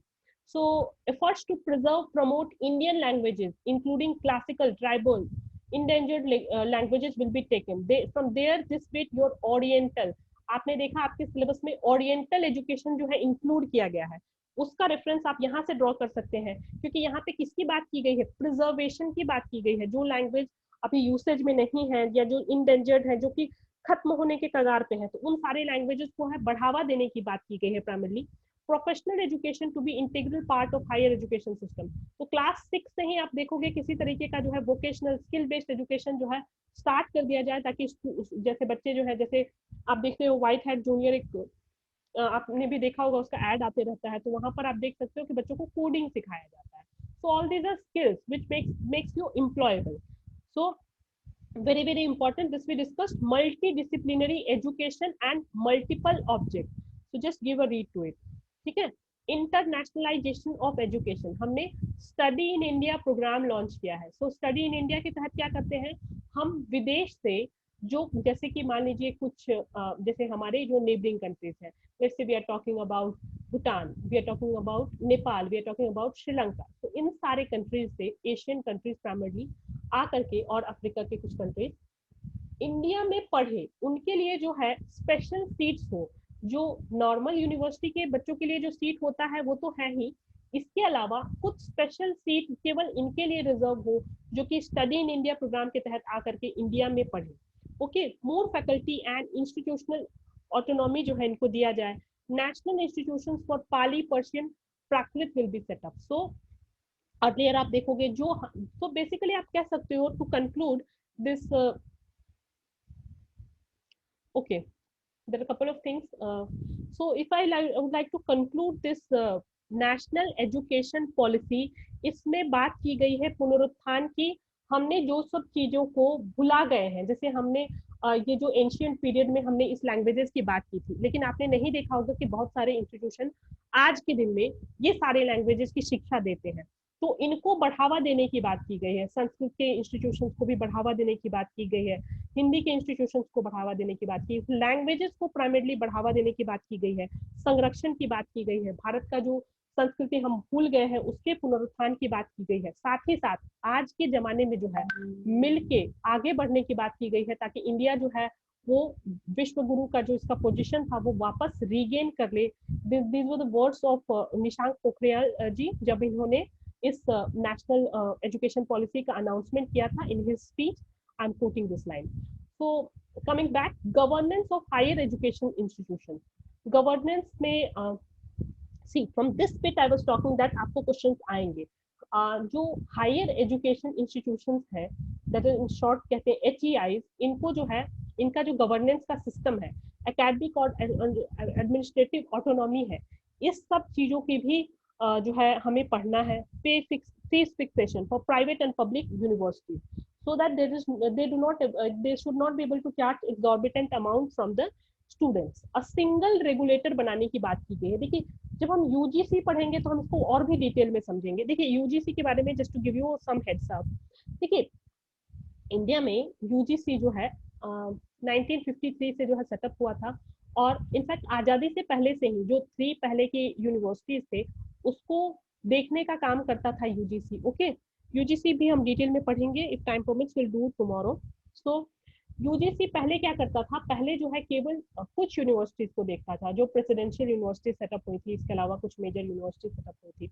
इसके बाद over a period of time, अगर आज के दिन की बात करें, so this has crossed this has approx number is 1000 university. तो 1000 यूनिवर्सिटी का देख रेख का काम भी यूजीसी करती है. और 1000 यूनिवर्सिटी को जो अगर आप बात करें एनएसीसी की बात करें, नैक की बात करते हैं, या फिर आप एआईसीटीई की बात करते हैं, तो यहाँ पर ये जो टेक्निकल एजुकेशन से डील करता है, नैक जो है आपको ये नॉन टेक्निकल से डील करता है. सो इनके एक्रेडिशन का पार्ट, ये भी सब बॉडीज हैं आपके यूजीसी के. सो कहीं ना कहीं होता क्या था कि आपका जो यूनिवर्सिटीज का एक्रेडिशन है और यूनिवर्सिटी का जो फंडिंग है, ये दोनों अगर काम एक ही बॉडी करे, तो यहाँ पे करप्शन का चांस ऑटोमेटिकली बढ़ जाता है. बिकॉज यहाँ पर एक्रेडिशन भी वही कर रहा है, यूजीसी कर रहा है, और यहाँ पर जो है क्या, फंड्स का जो डिसबर्समेंट है वो भी यूजीसी कर रहा है. इसीलिए जरूरत पड़ी कि एक दूसरा रेगुलेटर बनाया जाए, that is single regulator for higher education commission of India, to set up, जो कि यूजीसी के काम को जो है डिवाइड कर सके. सो यहाँ पर every type of institution, private के लिए, पब्लिक के लिए, सबके लिए एक ही रेगुलेटर बनाने की बात की. So if you talk about majority of thing, the existing government of BJP is of the view of consolidation. ज्यादातर चीजों में आपको कंसोलिडेशन देखने को मिलेगा इस सरकार के तहत. आपको बहुत सारी, तो कभी भी अगर आप कोई भी कमीशन पढ़ रहे हैं, कोई भी कमेटी पढ़ रहे हैं, always in the back of mind remember that ये कमीशन जो है कौन से गवर्नमेंट के अंदर में आया था. ओके, तो यहाँ पर क्या होता है कि आप देखोगे कि बहुत सारी चीजों का आपको देखने को कंसोलिडेशन मिलेगा. This things just ponder upon, you can have quick examples with you.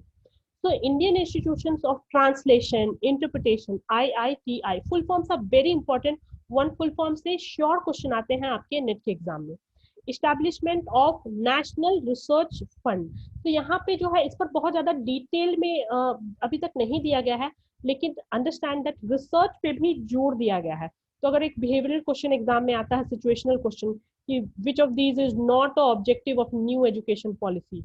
So remember, research is also one of the key areas of new education policy. Okay, so couple of when we talk about consolidation, we have to understand that there are a couple of bodies like NHERA, National Higher Regulatory Authority, Regulatory for Education. NHERA will be the regulatory body for education. NAAC की जो है National Assessment and Accreditation, इसके भी जो है revamping की बात की गई है.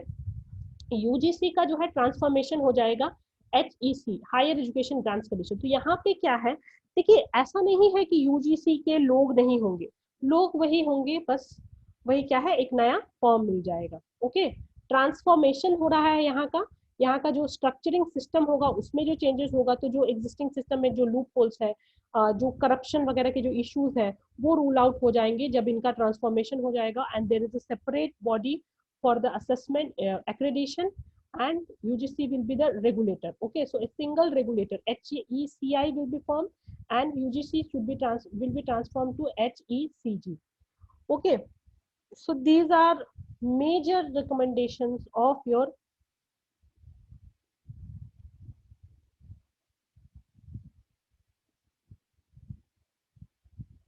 okay.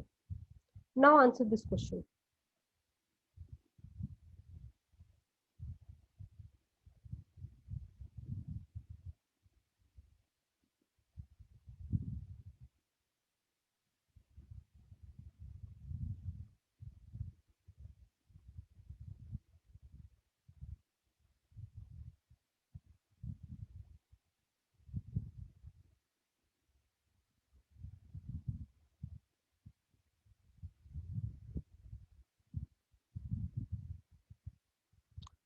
Just to give you a heads up, this was asked in December 2019.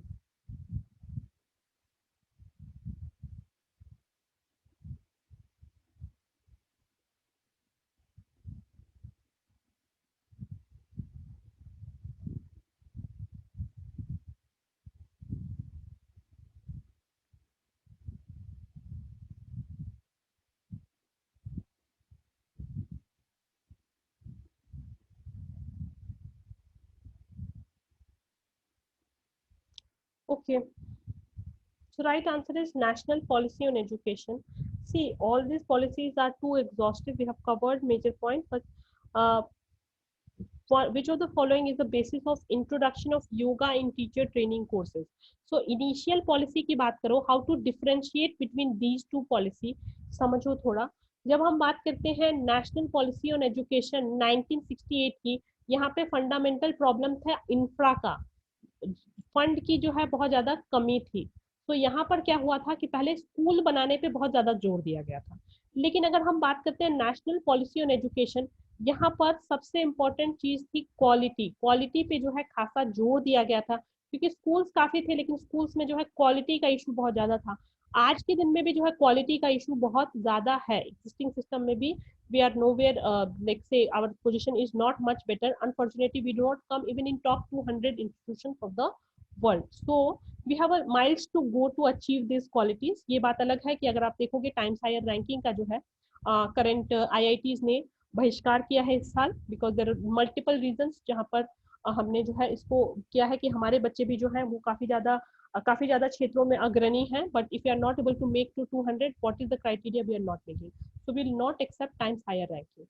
Coming back, see two things you should remember जब हम बात कर रहे हैं national policy on education. Remember यहाँ पे इंफ्रा स्कूल सेटअप वगैरह करने के लिए जो है फंड देने की बात की गई थी, और यहाँ पे स्कूल्स का नंबर्स को जो है कंसोलिडेट करने की बात की गई थी. क्वालिटी, जहाँ पर भी क्वालिटी एजुकेशन हो उसको जो है आगे बढ़ाने की बात की गई थी.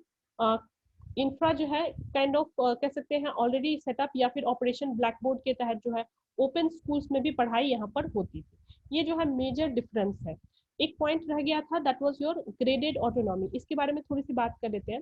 जब हम कहते हैं ग्रेडेड ऑटोनॉमी, यहाँ से क्वेश्चन बन सकता है एग्जाम में, ध्यान दो. मतलब जैसे कुछ इंस्टीट्यूशन थे, we spoke about IITs, right, we spoke about IIMs. So जब हम बात करते हैं prestigious institution of the country, इनके पास क्या है, इनके पास एक फ्लेक्सिबिलिटी होती है. इन पे जो है सरकार यानी कि यूजीसी जो है अपना बहुत ज्यादा नियम कानून नहीं लगाती है. इनको जो है एक फ्लेक्सिबिलिटी दी जाती है, इनको एक ऑटोनॉमी दी जाती है कि वो अपना फीस जो है खुद डिसाइड करे.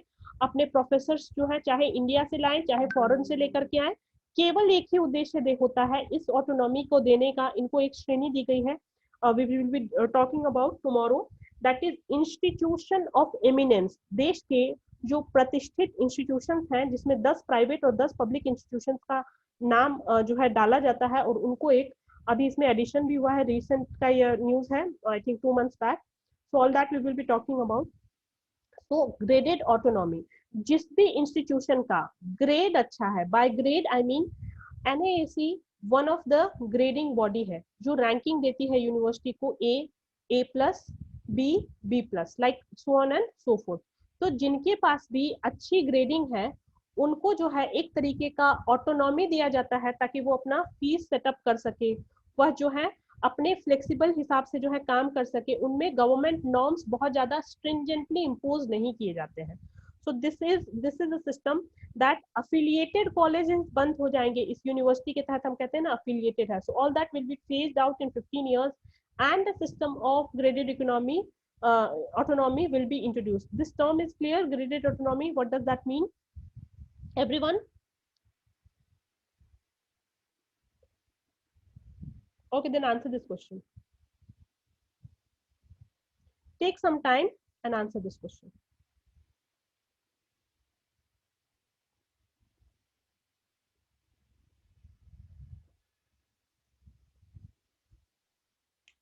This is again December 2018 question, sorry 19 question.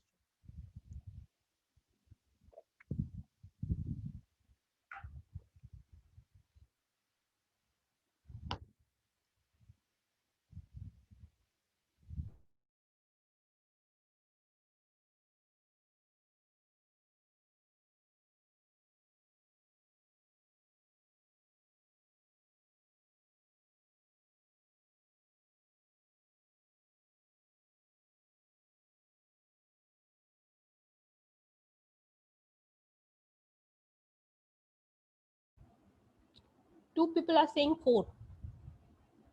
What about others?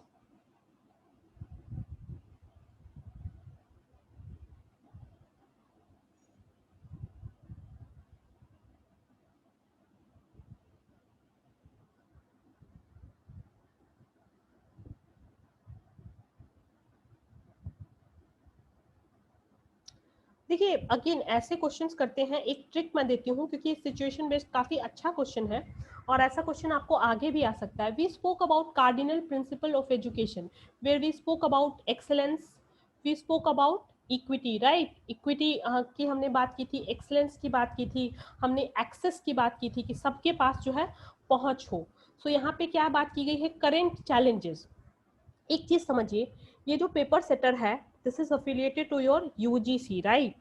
So Adarsh answer, जो कि एग्जाम में आप जो भी आंसर लिखते हैं UGC, we had lot of debate over this question last time. So UGC में कभी भी ऐसे क्वेश्चंस नहीं आएंगे जो खुद की ही जो है बुराइयां कर रहे हो. तो यहाँ पे क्वेश्चन कहता है what are the current challenge in the field of higher education system. देखिए गुणवत्ता का कमी है, ये this we all accept, because India के जो इंस्टीट्यूशंस हैं वो टॉप 200 में इक्का दुक्का केवल आईआईटीज और आपका जो आईआईएससी बेंगलुरु है, केवल वही सारे इंस्टीट्यूशंस हैं जो रीच कर पाते हैं, या वो भी नहीं कर पाते हैं. इस बार की रैंकिंग देखें है काफ़ी फिसली है, आईआईटी बेंगलुरु की भी रैंकिंग जो है फिसली है, सॉरी आईआईएम बेंगलुरु की. तो because of that excellence is a sure option. Then expansion and your equity. So these are still challenges. Why not funds?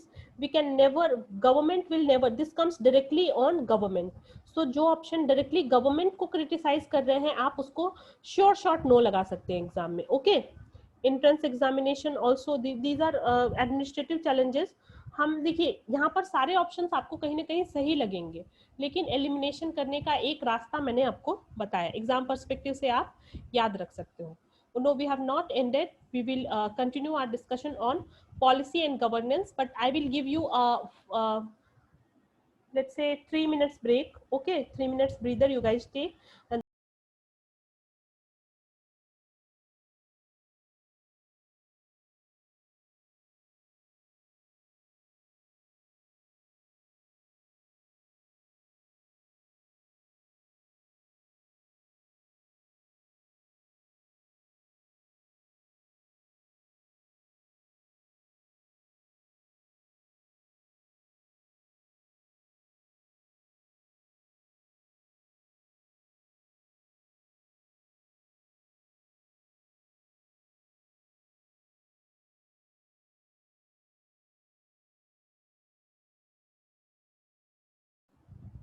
shall we start?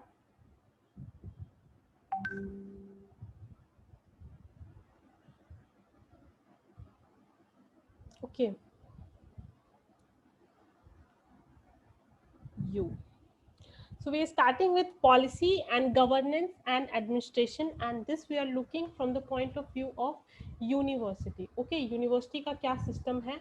Under that we will cover university code, academic council and finance committee. अभी देखेंगे आप recent exam में बहुत ज़्यादा question यहाँ से नहीं आए हैं, लेकिन 2018 या before की बात करें तो यहाँ से direct questions exam में आए हुए हैं. Polity like we discussed used to be also one of the element of this subject, लेकिन अगर आप अभी रिसेंट का सिलेबस देखोगे तो यहाँ पे हायर एजुकेशन पे बहुत ज़्यादा आप देखोगे institutions of primary ancient India and modern India के जो बॉडीज हैं, एजुकेशनल इंस्टीट्यूशंस हैं, like we will be talking about UGC, NAAC and couple of more bodies, AICT. We will be talking about digital education का जो भी current developments हैं, इन सब के बारे में बात करेंगे.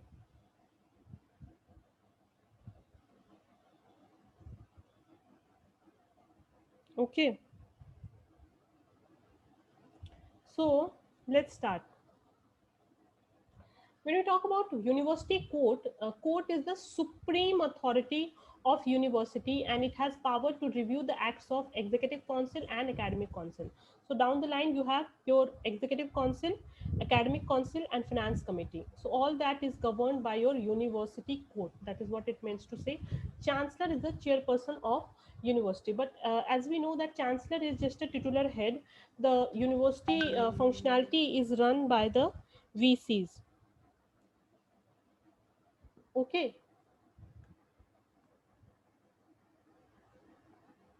so just give me a moment. So this is very important to remember. Okay, executive council आप देखिए, mean by take a reading of executive council.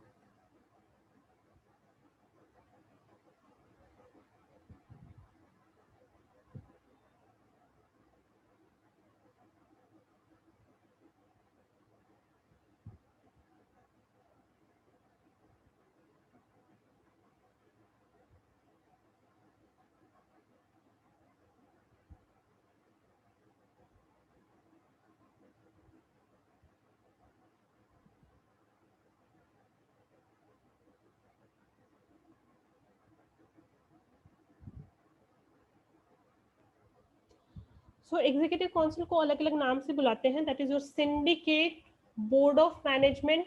तो आपको ये दोनों नाम पता होना चाहिए. When a question can come from the name of syndicate as well as executive council. So ये जो है, ये बोर्ड ऑफ मैनेजमेंट, इसका नाम है BOM is a board of management. So if the syndicate would represent different segments of universities such as faculties, colleges, teachers, board of management इसका ही नाम है, board of management कहें या syndicate कहें या executive council कहें. This performs the statutory functions of appointment teachers in the university. So the question can come from this bit also कि teachers की नियुक्ति जो है यूनिवर्सिटी में कौन करता है, that is your executive council. देखिए आप नाम से ही समझ सकते हैं, अगर एग्जीक्यूटिव का अलग अलग नाम याद रखें कि सिंडिकेट कहें या बोर्ड ऑफ मैनेजमेंट कहें, तो ये क्या चीजें हैं, ये जो है जो मेन बॉडी है, मेन जो काम करती है वो आपकी एग्जीक्यूटिव बॉडी ही करती है, कहीं पर भी आप देखेंगे. So on top you have your university and in bottom there is one more, this is your executive council which takes care of the majority of the stuff in the university level. Okay, niyukti is appointment.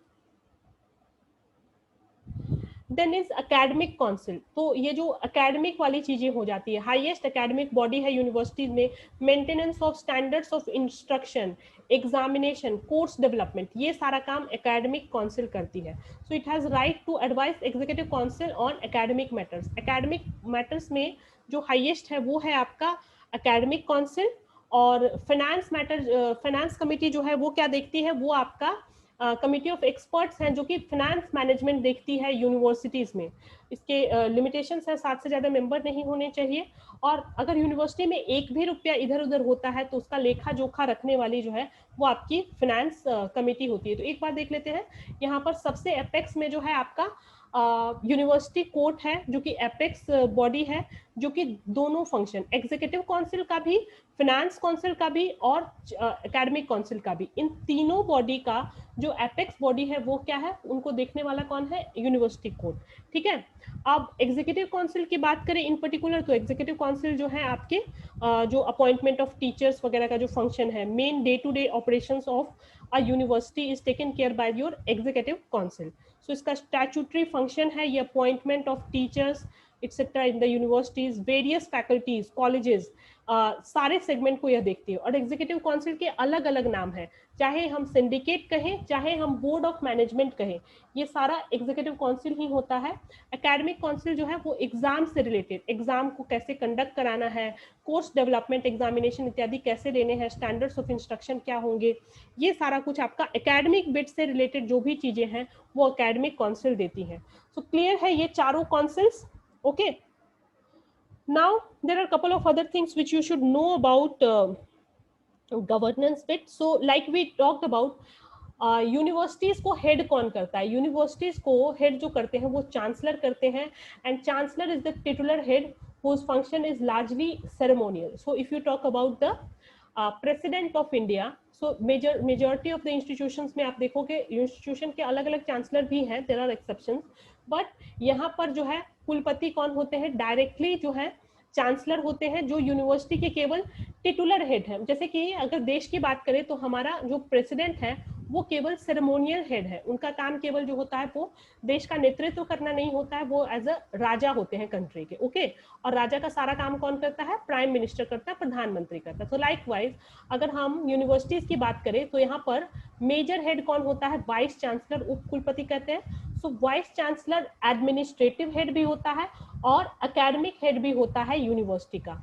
और किसी किसी जो है organisation में, चूंकि अगर मान लीजिए वाइस चांसलर नियुक्त नहीं है तो वहां पर जो है प्रो वाइस चांसलर के भी पोस्ट होते हैं, बट ये ऑप्शनल है, ये ऐसा हो प्रो वाइस चांसलर ऐसा जरूरी नहीं है, क्योंकि ये जो पोस्ट है ये काफी ज्यादा क्रूशियल होता है।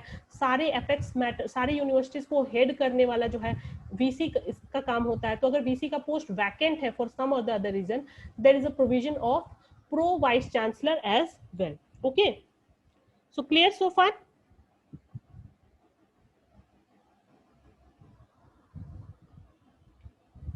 ये स्ट्रक्चर समझा सबको?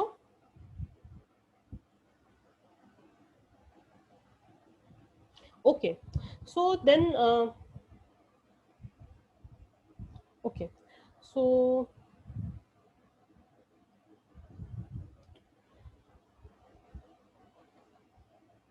इस स्ट्रक्चर से अब तो इतने क्वेश्चंस नहीं आते, लेकिन आए हुए हैं। बोर्ड ऑफ स्टडीज है, एक बार देख लीजिएगा, not that important. Research degree committee है, तो ये सारी कुछ भी यूनिवर्सिटीज में होती है। एक क्वेश्चन का आंसर कीजिए तो आपको क्लैरिटी समझ में आ जाएगी। This is also exam question, this was prior question which was asked not in recent exam though. Hello, yes Pina. Academic counselling, university counselling और एग्जीक्यूटिव, फोर्थ कौन सी है? Financial. Financial.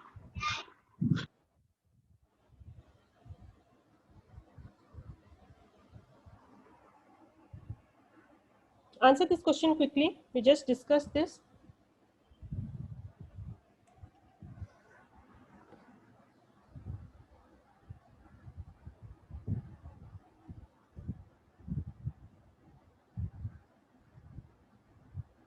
Okay,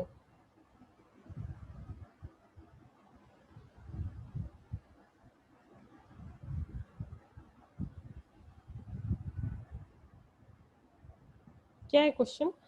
day to day administration of university. Academic council does what? Paper setting, examination conduct. सबने unanimously कैसे answer कर दिया? 4। Let's recap.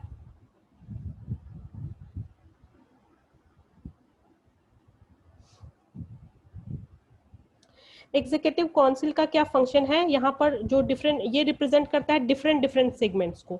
इसका दूसरा नाम सिंडिकेट या बोर्ड ऑफ मैनेजमेंट है, और ये टीचर्स का अपॉइंटमेंट इत्यादि जो है ये सारा कुछ देखता है executive council, okay. Main body है। जबकि एकेडमिक काउंसिल की हम बात किए थे तो हमने यहाँ पर क्या देखा था, यहाँ पे केवल जो standards of instruction, course development इत्यादि का ही काम करता है आपका executive council, okay. So question क्या कहता था? क्वेश्चन कहता था day to day administration. So day to day administration का काम कौन करता है? सिंडिकेट या एग्जीक्यूटिव काउंसिल। Clear everyone? या बस तुक्का लगाने के लिए लगा दिए थे? Okay, next question. I think I have one more question on this.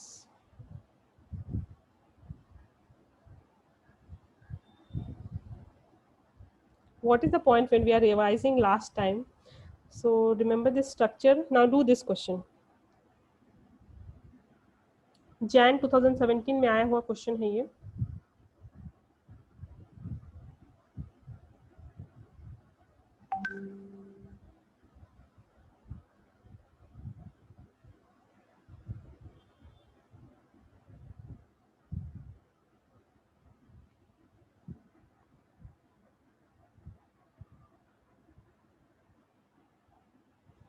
The answer is B, C, D. Why not A? The governor is the state of the state is the chancellor of deemed university. That statement is not correct. Otherwise deemed university अपना स्वयं का course work वगैरह जो है design कर सकते हैं, अपने गाइडलाइंस वगैरह, अपनी एडमिशन की फी, ग्रांट, डिग्री वगैरह भी कर सकते हैं, ठीक है। B, C, D all are correct answer, ठीक है। अब कुछ छोटा सा टॉपिक है, क्विकली कर लेते हैं, बहुत लाइट सा टॉपिक है। जब हम बात करते हैं कन्वेंशनल एजुकेशन, केवल कन्वेंशनल, अगर वर्ड का मीनिंग क्लियर है, कन्वेंशनल मतलब जो चीजें सदियों से चली आ रही है। सो जब हम कहते हैं डिग्रीज लाइक इंजीनियरिंग, सो हम कहते हैं ना कि हर एक दूसरा पर्सन जो है इस शहर में इंजीनियर है। लाइक वाइज वी से डॉक्टर, इंजीनियर, तो यही सब जो है, अगर आप ट्रेडिशनल एजुकेशन का सिस्टम देखेंगे तो यही सारे जो है डिग्रीज आपको देखने को मिलेगी। सो कन्वेंशनल वर्ड क्लियर है सबको, कन्वेंशनल मतलब जो परंपरागत स्टडी है, जो चली आ रही है। ओके और नॉन कन्वेंशनल की हम जब बात करते हैं तो we can have something like a pet groomer, we can have something like a gerontologist. Gerontologist मतलब क्या हो गया? जेरोंटोलॉजिस्ट मतलब हो गया कि जो भी हम कहें, अगर जेरोंटोलॉजिस्ट मतलब हो गया,